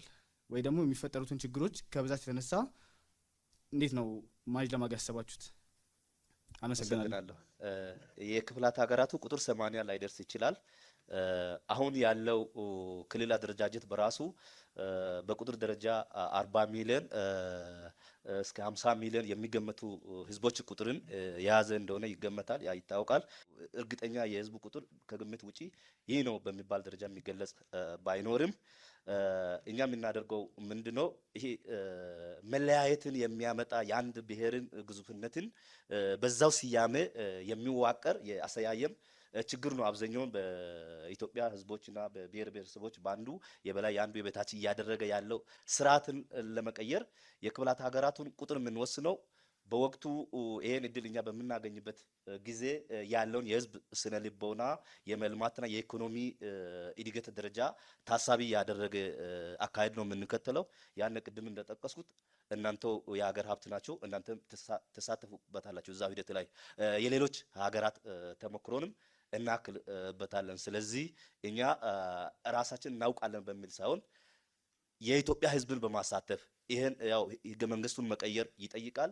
ይሄ ህገ መንግስት በሚቀየርበት ጊዜ ሁሉም ዜጋ በእኩል ይሳተፋል፣ የራሱ አስተዋጽኦ ያደርጋል። ነገር ግን የኢትዮጵያ ህዝብ አካል የሆነ ህዝብ ውክልና እንዳያጣ በየደረጃው ደግሞ እነዚህ ማህበረሰብ አካላት በአስተዳደር አካሉ የሚወክሉበትን መብት እንሰጣለን። በዛው ብሔር ስም ግን የአስተዳደር ማዕከል እየሰየምን አንሄድም። አብሮ ሊያኗኗር ሊያቻችል የጋራ ስነ ልቦና ሊገነባ በሚችል መልክ ስለምናደርግ በዚህ መንገድ ይህንን ሂደት እንደምናስተናግድ ለኢትዮጵያ ህዝብ ለማረጋገጥ እንወዳለን። እናመሰግናለን። እናመሰግናለን። ሶስተኛውን ዙር ጨርሰናል። ቀጣይ የሚኖረው አራተኛው ዙር የፖለቲካ ፓርቲዎች እርስ በርስ ጥያቄ የምትጠያየቁበት ጊዜ ነው የሚሆነው። አንድ የፖለቲካ ፓርቲ ሁለት ጥያቄዎችን ለተለያዩ ሁለት የፖለቲካ ፓርቲዎች አሊያም ሁለት ጥያቄዎችን ለአንድ የፖለቲካ ፓርቲ መጠየቅ ይችላል። በቅደም ተከተላችሁ መሰረት ከኩሽ ህዝቦች ብሔራዊ ንቅናቄ ፓርቲ ነው የምንጀምረው። አመሰግናለሁ። ለቁጫ ህዝቦች ብሔራዊ ዲሞክራሲያዊ ፓርቲ ለመጠየቅ የምፈልገው ጥያቄ ፓርታችሁ በወክላችሁ በመጣችሁ ማህበረሰብ ላይ ያለው ችግሮች የማንነት ችግር የነገራችሁትን ምርጫውን ካሸነፋችሁ እንዴት ለማስተካከል አቀዳችሁ? ሁለተኛ ለአዲስ ትውልድ ፓርቲ ነው እና የምጠይቀው 7ኛ ሀገራዊ ምርጫን ተወዳደራችሁ ካሸነፋችሁ ሀገራችንን ኢትዮጵያ አሁን ከሚታዩ ከተለያየ ችግሮች የተሻለ ስትራቴጂ እንዴት ለማራመድ አቅዳችኋል? ቴንክ ዩ። እሺ መቀጠል ይቻላል። እሺ አመሰግናለሁ። ያው በእርግጥ ቅድም ተጠቅሷል። የቁጫ ህዝብ የራሱ ጥያቄ ያለው የራሱ ታሪክ፣ ማንነት፣ ባህልና ቋንቋ እንዲሁም በራሱ የማስተዳደር መብት ጥያቄ ያቀረበ ማህበረሰብና ህዝብ ነው። የዚህ ህዝብ ጥያቄ እንዴት ባለ መልክ ለመመለስ ከተመረጣችሁ ትሰራላችሁ ለሚለው ጥያቄ እኛ አንደኛ ብቻችን መንግስት የመሆን እድል የለንም። ከተመረጠው መንግስት ጋር የኢትዮጵያ ህገ መንግስትንና የህገ መንግስቱ መሪውን መነሻ ባደረገ መልክ በሰላማዊ ውይይት፣ ድርድርና ምክክር የህዝባችን ጥያቄ እንዲመለስ እንሰራለን። ለዛውም እየሰራን እንገኛለን። በዚህ መልክ ነው የቁጫ ህዝብ ጥያቄ እንዲመለስ የምናደርገው። እሺ አዲስ ትውልድ ፓርቲ አመሰግናለሁ። ቃላችሁ 7ኛውን አገራዊ ምርጫ ካሸነፋችሁ የተለያዩ ችግሮችን እንዴት ትፈታላችሁ የሚለው ችግሮች የሚፈቱት በሀሳብ በመነጋገር በመወያየት ከዛ በዘለለ የችግሮቹ ጥልቀትና ስፋት በጥናትና በእውቀት ከተረጋገጠ በኋላ ለነዛ ጥያቄዎች ምላሽ የሚሰጡበት ሂደትና ሁኔታ ይፈጠራል። ስለዚህ ችግሮችን የምንፈታው በመነጋገርና በመወያየት ነው። ከዛ በዘለለ ደግሞ ማህበረሰቡን አነጋግረን ከዛ በበለጠ በውይይት በጥናት እነዛ ችግሮች ምንጫቸው ከታወቀ በኋላ ለነዛ ምላሽ የሚሰጠው በእውቀትና በጥናት ላይ በተመሰረተ ነው ለማለት ፈልጋለሁ። አመሰግናለሁ። እሺ ቀጣይ ጠያቂ የኢትዮጵያ ዲሞክራቲክ ህብረት ፓርቲ ይሆናል። እሺ አመሰግናለሁ። ጥያቄ ለቁጫ ነው እንግዲህ የማቀርበው። እኔ ስገልጽ አናሳ ድምፅ ያላቸው በቀጥታ ያለ ድምፅ ያለ ምርጫ ወደ ምክር ቤቶች ይገባሉ ብዬ ነበር እና ሲገልጹ ረዳት ፕሮፌሰሩ የተከበሩ የምክር ቤት አባልም ናቸው። አናሳ ድምፅ ማለት ልኬት የለውም፣ ምንድን ነው ልኬቱ ሲሉ ሰብቻቸዋለሁ። በህገ መንግስታችን ደግሞ አንድ የተወካዮች ምክር ቤት ተመራጭ የ100,000 ድምፅ ማግኘት አለበት ነው የሚለው። እንግዲህ እሱ ነው በአሁኑ ጊዜ ያለው ቁጥር ወይስ ሌላ ጉዳይ ነው? ቀደም ሲል እንደተገለጸው የህዝብ ቆጠራ ስላልተደረገ በኢንተርናሽናል ኮሚኒቲ የመጣ አንድ እንትን አለ፣ ጽንሰ ሀሳብ አለ። ኦልሞስት ወደ 130 ሚሊዮን ይሆናል የኢትዮጵያ ህዝብ የሚለው እሱ የሀገራችን ጥናትም ስላልሆነ በዛው አልሄድበትም። ዞሮ ዞሮ እስካሁን ድረስ ግን እየሄድንበት ያለን አንድ ተመራጭ በ100,000 የሚል ነው ያዝነውና ልኬቱ ይህ አይደለም ወይ? እርስዎ ሲመረጡ 100,000 ህዝብ እኮ መርጦት ነው ወደ ተወካዮች ምክር ቤት የመጡ። ልኬት አይደለም ይሄ ወይስ የትኛው ነው ልኬት የጠፋበት ለማለት ነው። አመሰግናለሁ። እጅግ አድርገን እናመሰግናለን። እኔ በዋናነት አናሳ የሚለው ምርጫ ክልል በራሱ ብቻውን በቂ አይደለም። አናሳ የሚለውን ነገር ለመቀደም ማለት ነው። በኢትዮጵያ ውስጥ 100,000 የሚለው 100,000 በራሱ ብዙ ሊሆን ይችላል እንደ ቁጥር። ለምሳሌ ወደ ደቡብ ኢትዮጵያ ክልል በምንሄድበት ጊዜ 5 ማህበረሰቦች ወይም ሰዎች ኖረው አንድ ቋንቋ የሚኖሩ ከነሱ ውስጥም አንድ ሰው ብቻ ቋንቋውን የሚናገር አለ። ለምሳሌ ብራይሌ። እንደዚህ አይነቶችን ምንድን ነው መነሻችን የሚለው ነገር በውል የተቀመጠ ነገር ስለሌለ አንደኛ በትክክል አናሳ የሚለውም በተገቢው መለኪያ ኖሮት የሚታወቅበት ስርዓት እንዲኖር እንፈልጋለን። ከዚህ አኳያ ነው 100,000 አንድ ምርጫ ክልል ነው እያለ ይቀጥላል። ድምፅንም ሲሰጥ እንደዛ ነው። እንደዛ የሚለው አሰራር ውክልናዎችን ራሱ ይቀንሳል፣ ያስቀራል። ስለዚህ የበለጠ ጠለቅ ብሎ ገብቶ በህገ መንግስቱ መሰረት ዜጎች እንዲካተቱ የሚያደርግ ነገርን ለማስቻል ያለን አቋምና አመለካከት ነው እና በዚህ መልኩ ነው የምናየው። እናመሰግናለን። እሺ የቁጫ ህዝብ ዲሞክራሲያዊ ፓርቲ ቀጣይ ጥያቄዎችን የማቅረብ ተራም የእናንተ ነው። መቀጠል ይቻላል። እሺ እጅግ አድርጌ አመሰግናለሁ። የኔ ጥያቄ ለኢዴሃይ ነው። በዋናነት ጥያቄያችን ምንድን ነው? እንደ ሀገራችን በአሁኑ ጊዜ ብሔራዊ ቋንቋ የላትም። ያላት ግን የስራ ቋንቋ ነው። በህገ መንግስቱ የተጻፈው አማርኛ የስራ ቋንቋ ነው። ህገ መንግስቱ እስከሚሻሻል ድረስ የስራ ቋንቋዎችም በይፋ በሀገር ደረጃ አልተካተቱም። የህገ መንግስቱን መሻሻል ይጠብቃሉ። ሌሎች ሰፊ ቁጥር ያላቸው ቋንቋዎች ይኖራሉ ኢትዮጵያ ውስጥ ብለን እናስባለን እና ምናልባት የስራ ቋንቋና ብሔራዊ ቋንቋ አንድ ላይ ምናልባት የተነሳበት ሁኔታ ስላለ የስራ ቋንቋ ላይ ማለት ነው ወይስ ብሔራዊ ቋንቋ የሚለው እንደ ሀገር በህገ መንግስታችን አልተቀመጠም እና ይዘቱም ውቅሩም የብሔራዊ ቋንቋ ልዩነት ስላለው ከዚህ አኳያ ይህን እንዴት አዩት የሚለውን ነገር ለመጠየቅ ነው። አመሰግናለሁ። አመሰግናለሁ። እንግዲህ በመንግስት ይፋዊ መግለጫ የተሰጠበት ነው። 5 የስራ ቋንቋ የምንበላቸው የስራ ቋንቋ ከሆኑ ብሔራዊ ቋንቋ ናቸው። 5 ቋንቋዎች እድል ተሰጥቷቸው እንግዲህ መንግስት ራሱ ያወጣው መስፈርት ይኖራል። እዛ ውስጥ አልገባንም። ግን አማርኛ፣ ኦሮምኛ፣ ትግርኛ፣ አፋርኛ፣ ሶማሊኛ እነዚህ የኢትዮጵያ ብሔራዊ ቋንቋ ናቸው ተብሎ ተገልጸዋል። መንግስት ያለንን ነው የምንቀበለው። አፈጻጸሙ የስራ ነው ወይስ ሌላ እንግዲህ ወደፊት የምናየው ይሆናል። ይህንን መሰረት አድርጌ ነው እኔ 5ቱ ቋንቋዎች ይዘን እንሄዳለን ያልኩት እና ይሄ ይመስላል እኔ አገላለጽ። አመሰግናለሁ። የመጨረሻው ጥያቄ አዲስ ትውልድ ፓርቲ ነው። አንደኛ ጥያቄ የማቀርበው ለኩሽ ፓርቲ ነው። የማንነት ጥያቄ ሲባል ምን ማለት ነው? ፓርቲያችሁ እንዴት ይገልጸዋል? ማብራሪያ ቢሰጡን። ሁለተኛው ጥያቄ ለቁጫ ህዝቦች ነው የማቀርበው። ከዓለም 40 በመቶ የሚሆን ሀገር የሚተዳደረው በፌዴራሊዝም ነው ብላችኋል። ለምሳሌ የእነማን ሀገሮች ናቸው በፌዴራሊዝም የሚተዳደሩት? እነዚህን ቢዘረዝሩልን ለማለት ነው። አመሰግናለሁ። አመሰግናለሁ። የማንነት ጥያቄ ሲባል የሰው ልጅ የራሱ ሰብአዊነት ወይም በተወለደው ማህበረሰብ ባደገበት ቀዬ ሰላማዊ ኑሮ የሚኖርበት ሰርቶ የሚለወጥበት እንደገና ደግሞ ቋንቋም ተከብሮለት ህጋዊ ሰውነቱ ተረጋግጦ ሀገራችን ኢትዮጵያ ላይ በሰላም እንደገና ሰርቶ እንዲለወጥ ከቦታ ቦታ በሰላም እንዲንቀሳቀስ በኢትዮጵያዊነት እንዳይሸማቀቅና በራስ መተማመን ስሜት ተሰምቶት ሀገር ወዳጅ ዜጋ እንዲሆን ፓርቲያችን በሰው ልጅ ማንነት ላይ ይህንን በትኩረት ይሰራል ማለት ነው። አመሰግናለሁ። እሺ፣ የቁጫ ህዝብ ዲሞክራሲያዊ ፓርቲ ከዓለም 40 የሚሆኑቱ በፌደራል ስርዓት ይተዳደራሉ ካልናቸው እንግዲህ ሁሉንም እዚህ ዘርዝረን ባንጨርስ በዋናነት አሜሪካን መውሰድ እንችላለን፣ ህንድን መውሰድ እንችላለን፣ ጀርመንን መውሰድ እንችላለን።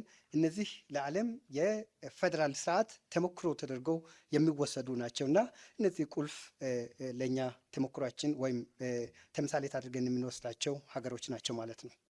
ወደ መጨረሻው ዙር ነው አሁን የምናልፈው። የየፓርቲያችሁን ዓላማ የምታስተዋውቁበት ቆይታ ነው የሚሆነው። በቅደም ተከተላችሁ መሰረት የኩሽ ህዝቦች ብሔራዊ ንቅናቄ ፓርቲ የፓርቲያችሁን አጠቃላይ የማስተዋወቂያ 3 ደቂቃ እንሰጣለን። መቀጠል ይቻላል። እጅግ በጣም አድርጌ ከልብ አመሰግናለሁ። ፓርቲያችን የኩሽ ህዝቦች ብሔራዊ ንቅናቄ ፓርቲ መግቢያ ላይ ቅድም ገልጬ እንደነበርኩት በደቡብ ኢትዮጵያ በገደኦ ዞን በ7ኛ ሀገር አቀፋዊ ምርጫ ይወዳደራል። ነገር ግን ቀጣይ ላይ አጠቃላይ በኢትዮጵያ ደረጃ በብሔራዊ ሀገራዊ ምርጫ ላይ ይሳተፋል። ነገር ግን የገደኦ ዞንን መሰረት አድርጎ በ7ቱ ምርጫ ክልሎች ነው የሚወዳደሩት።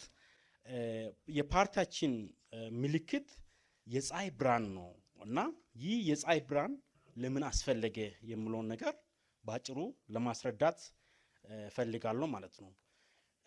የፀሐይ ብርሃን ለምንድን ነው የሚያስፈልገው? ጨለማ ላይ ላለው ነገር ነው። ከጨለማ ወደ ብርሃን ለመሸጋገር ነው።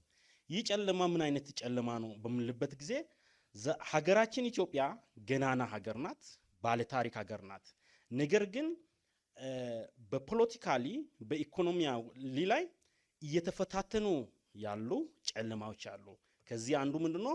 ያስተሳሰብ፣ ያመለካከት እንደገና ደግሞ ዜጎች በእኩልነት መብታቸው ተረጋግጦ እንዳይኖር የሚፈትኑቱ በአደረጃጀቶች ላይ ያሉ ችግሮች አሉ ማለት ነው።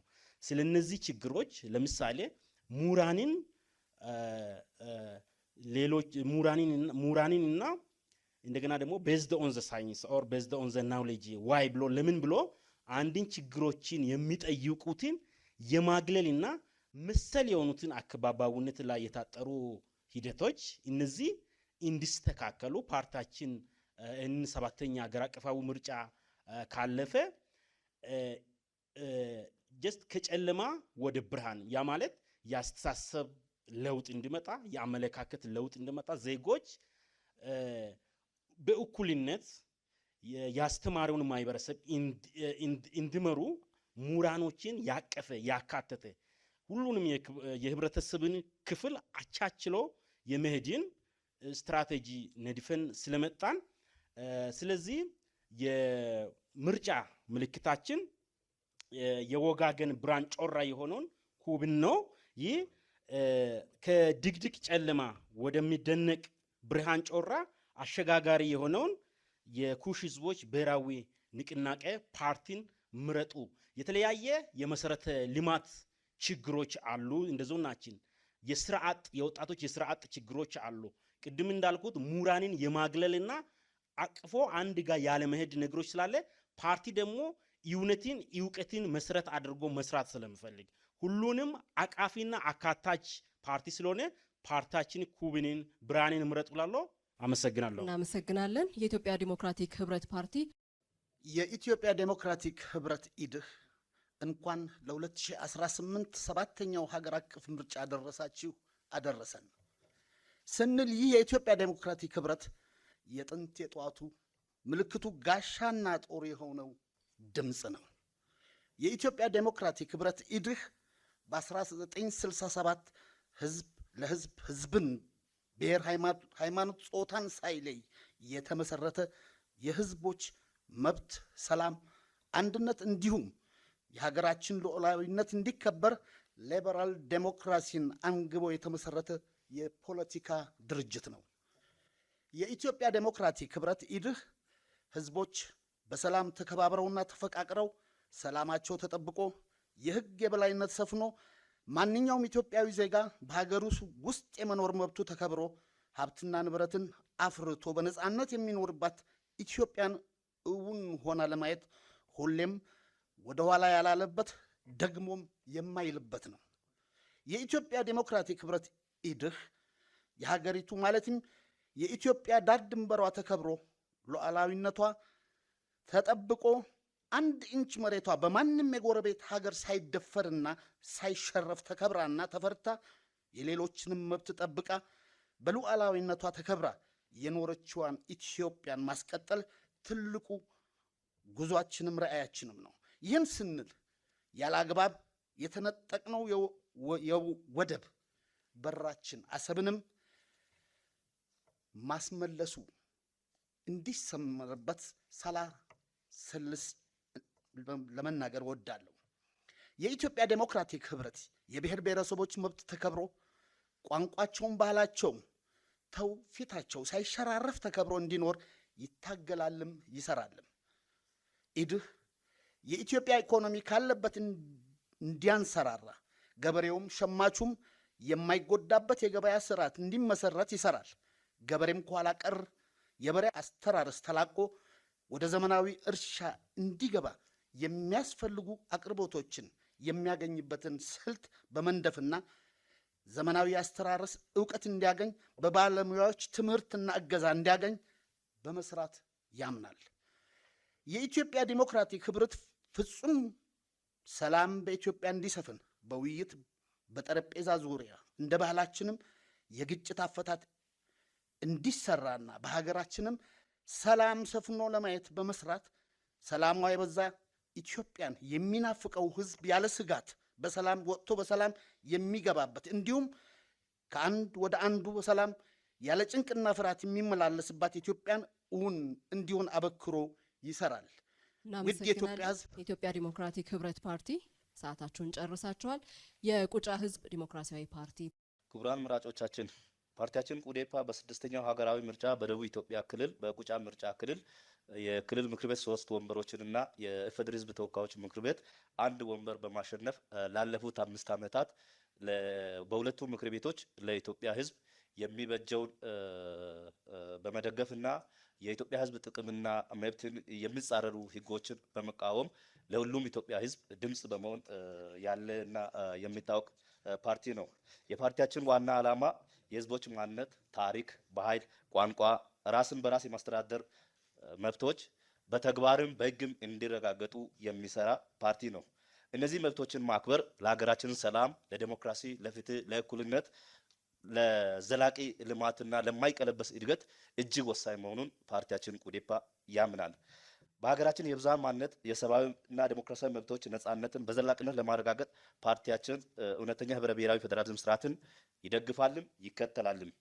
ቁዴፓ የሚከተለው ፌዴራሊዝም ለብዝሃ ማንነቶች እውቅና የሚሰጥ ለህዝቦች ነጻነት፣ እኩልነት፣ ለሀገራዊ አንድነት፣ ሉዓላዊነት፣ ለዘላቂ ልማትና እድገት አመቺና ሚዛናዊ የሆነ አስተዳደር ነው።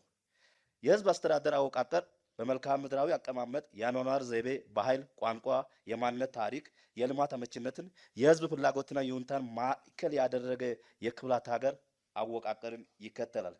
የቁጫ ህዝብም አሁን ባለው ህገ መንግስት ቁጫ ክልል እና ወደፊት እኛ እድል ካገኝንና የእኛ አይነት መሰል ዓላማ ያላቸው ፓርቲዎች እድል የሚያገኙ ከሆነ ከሚዋቀሩ ክፍላት ሀገራት ቁጫ ክፍለ ሀገራት አንድ የራስ ገዝ አስተዳደር ይኖራል ማለት ነው። በፓርቲያችን እምነት በዓለም አቀፍ ሰብአዊና ዲሞክራሲያዊ መብቶች እንዲሁም በኢፌዴሪ ህገ መንግስት የተረጋገጡ የማንነትና የራስ አስተዳደር ጥያቄዎች ለሁሉም ኢትዮጵያ ህዝብ በእኩልነት እንዲረጋገጡ ፓርቲያችን በጽኑ አቋም ይሰራል። ብሔር ብሔረሰቦችና ህዝቦች በራሳቸው ቋንቋ በባህላቸውና በታሪካቸው የመወከል ባህላቸውንና ቋንቋቸውን የማሳደግ የማልማት የመናገርና አገልግሎት የማግኘት መብታቸው ፍጹም መብት እንዲሆን ፓርቲያችን ይሰራል። ቁዴፓን ይምረጡ። የምርጫ ምልክታችን የቁጫ ቅቤ ነው። ቁዴፓን መምረጥ ሰላምን፣ ፍትህን፣ ዲሞክራሲን፣ እውነተኛ ህብረ ብሔራዊ ፌዴራሊዝም ማየት ነውና ቁዴፓን እንድትመርጡ አበክረን እንጠይቃለን። እናመሰግናለን። እናመሰግናለን። አዲስ ትውልድ ፓርቲ። የተከበራችሁ የኢትዮጵያ ህዝቦች ሆይ የማንነት ዋና መገለጫዎች ማንነት ሰው ራሱን የሚረዳበትና ሌላውንም ሰው የሚረዳበት የመለያ ምልክት ነው። ማንነት አንድ ግለሰብ ወይንም ቡድን የራሱ የሆነ ባህሪ፣ እሴቶች፣ እምነቶች፣ ስሜቶች፣ ባህሎችና ታሪኮች ስብስብ ሆኖ ከሌላው ለይቶ የሚያሳይና እኔ ማነኝ ማን ለሚለው ጥያቄ መልስ የሚሰጥ ጽንሰ ሀሳብ ነው። የግል ማንነት አለ፣ የማህበራዊ ማንነት አለ፣ የአንድነት ማንነት አለ፣ የፖለቲካ ማንነት አለ፣ የባህል ማንነት አለ፣ የጾታ ማንነት አለ፣ የአመለካከት ማንነት አለ፣ የህጋዊ ማንነት አለ። ህጋዊ ማንነት ስንል ሰርተፊኬት፣ የልደት፣ የመታወቂያና የፋይዳ፣ የፓስፖርት ወዘተ ናቸው። የማንነት ጥያቄዎች ምን ማለት ነው ስንል የሰብአዊ መብቶች አለመከበር፣ ከምጣኔ ሀብትና ከፖለቲካ ውሳኔ መገለል። የተከበራችሁ የኢትዮጵያ ህዝቦች ሆይ የተከበራችሁ እዚህ ያላችሁ የአዲስ አበባ ዩኒቨርሲቲ ተማሪዎች፣ የነገ አገር ተረካቢዎች፣ እኛ ብንመረጥ ከሌሎች የምንለይበት ሀሳብ እንደሚከተለው እናቀርባለን። አንደኛ፣ በሀገራችን የተለያዩ የፖለቲካ አመለካከቶችን በማስታረቅ የሰዶ ማሳደድ የጥላቻ ፖለቲካ ተወግዶ በሀገራችን የፍቅር ፖለቲካ እንዲመሰረት በትጋት እንሰራለን። ሁለተኛ፣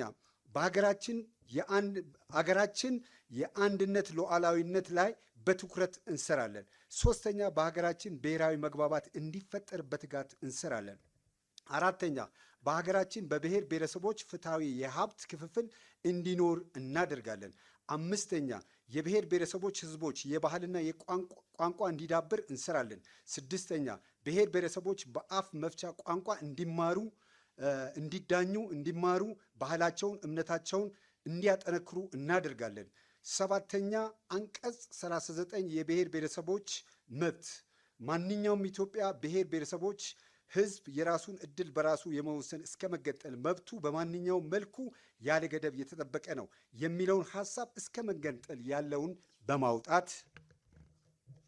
በማውጣት በማንኛውም የኢትዮጵያ ብሔር ብሔረሰቦች ህዝብ የራሱን እድል በራሱ የመወሰን መብት በማንኛውም መልኩ ያለ ገደብ የተጠበቀ ነው የሚለውን ከህዝቦች ጋር በመወያየት በሀገራችን ህገ ደንብ ላይ እንዲስተካከል እናደርጋለን። አይደለም ኢትዮጵያ መገንጠል፣ እኛ አዲስ ትውልዶች አፍሪካን አንድ ለማድረግ ተግተን እንሰራለን። እኛ ብንመረጥ ራስን በራስ የማስተዳደርና የማንነት ጉዳዮች መልሶች እንዲያገኙ ተግተን እንሰራለን። የምርጫ ምልክታችን አይን ነው። አይንን ይምረጡ። አይንን ይመርጡ። አመሰግናለሁ። እሺ እናመሰግናለን። የዛሬ የክርክር መድረክም በዚሁ ተጠናቋል። ሁላችሁንም ከልብ አድርጌ አመሰግናለሁኝ። አድናቆታችሁን ግለጹላቸው።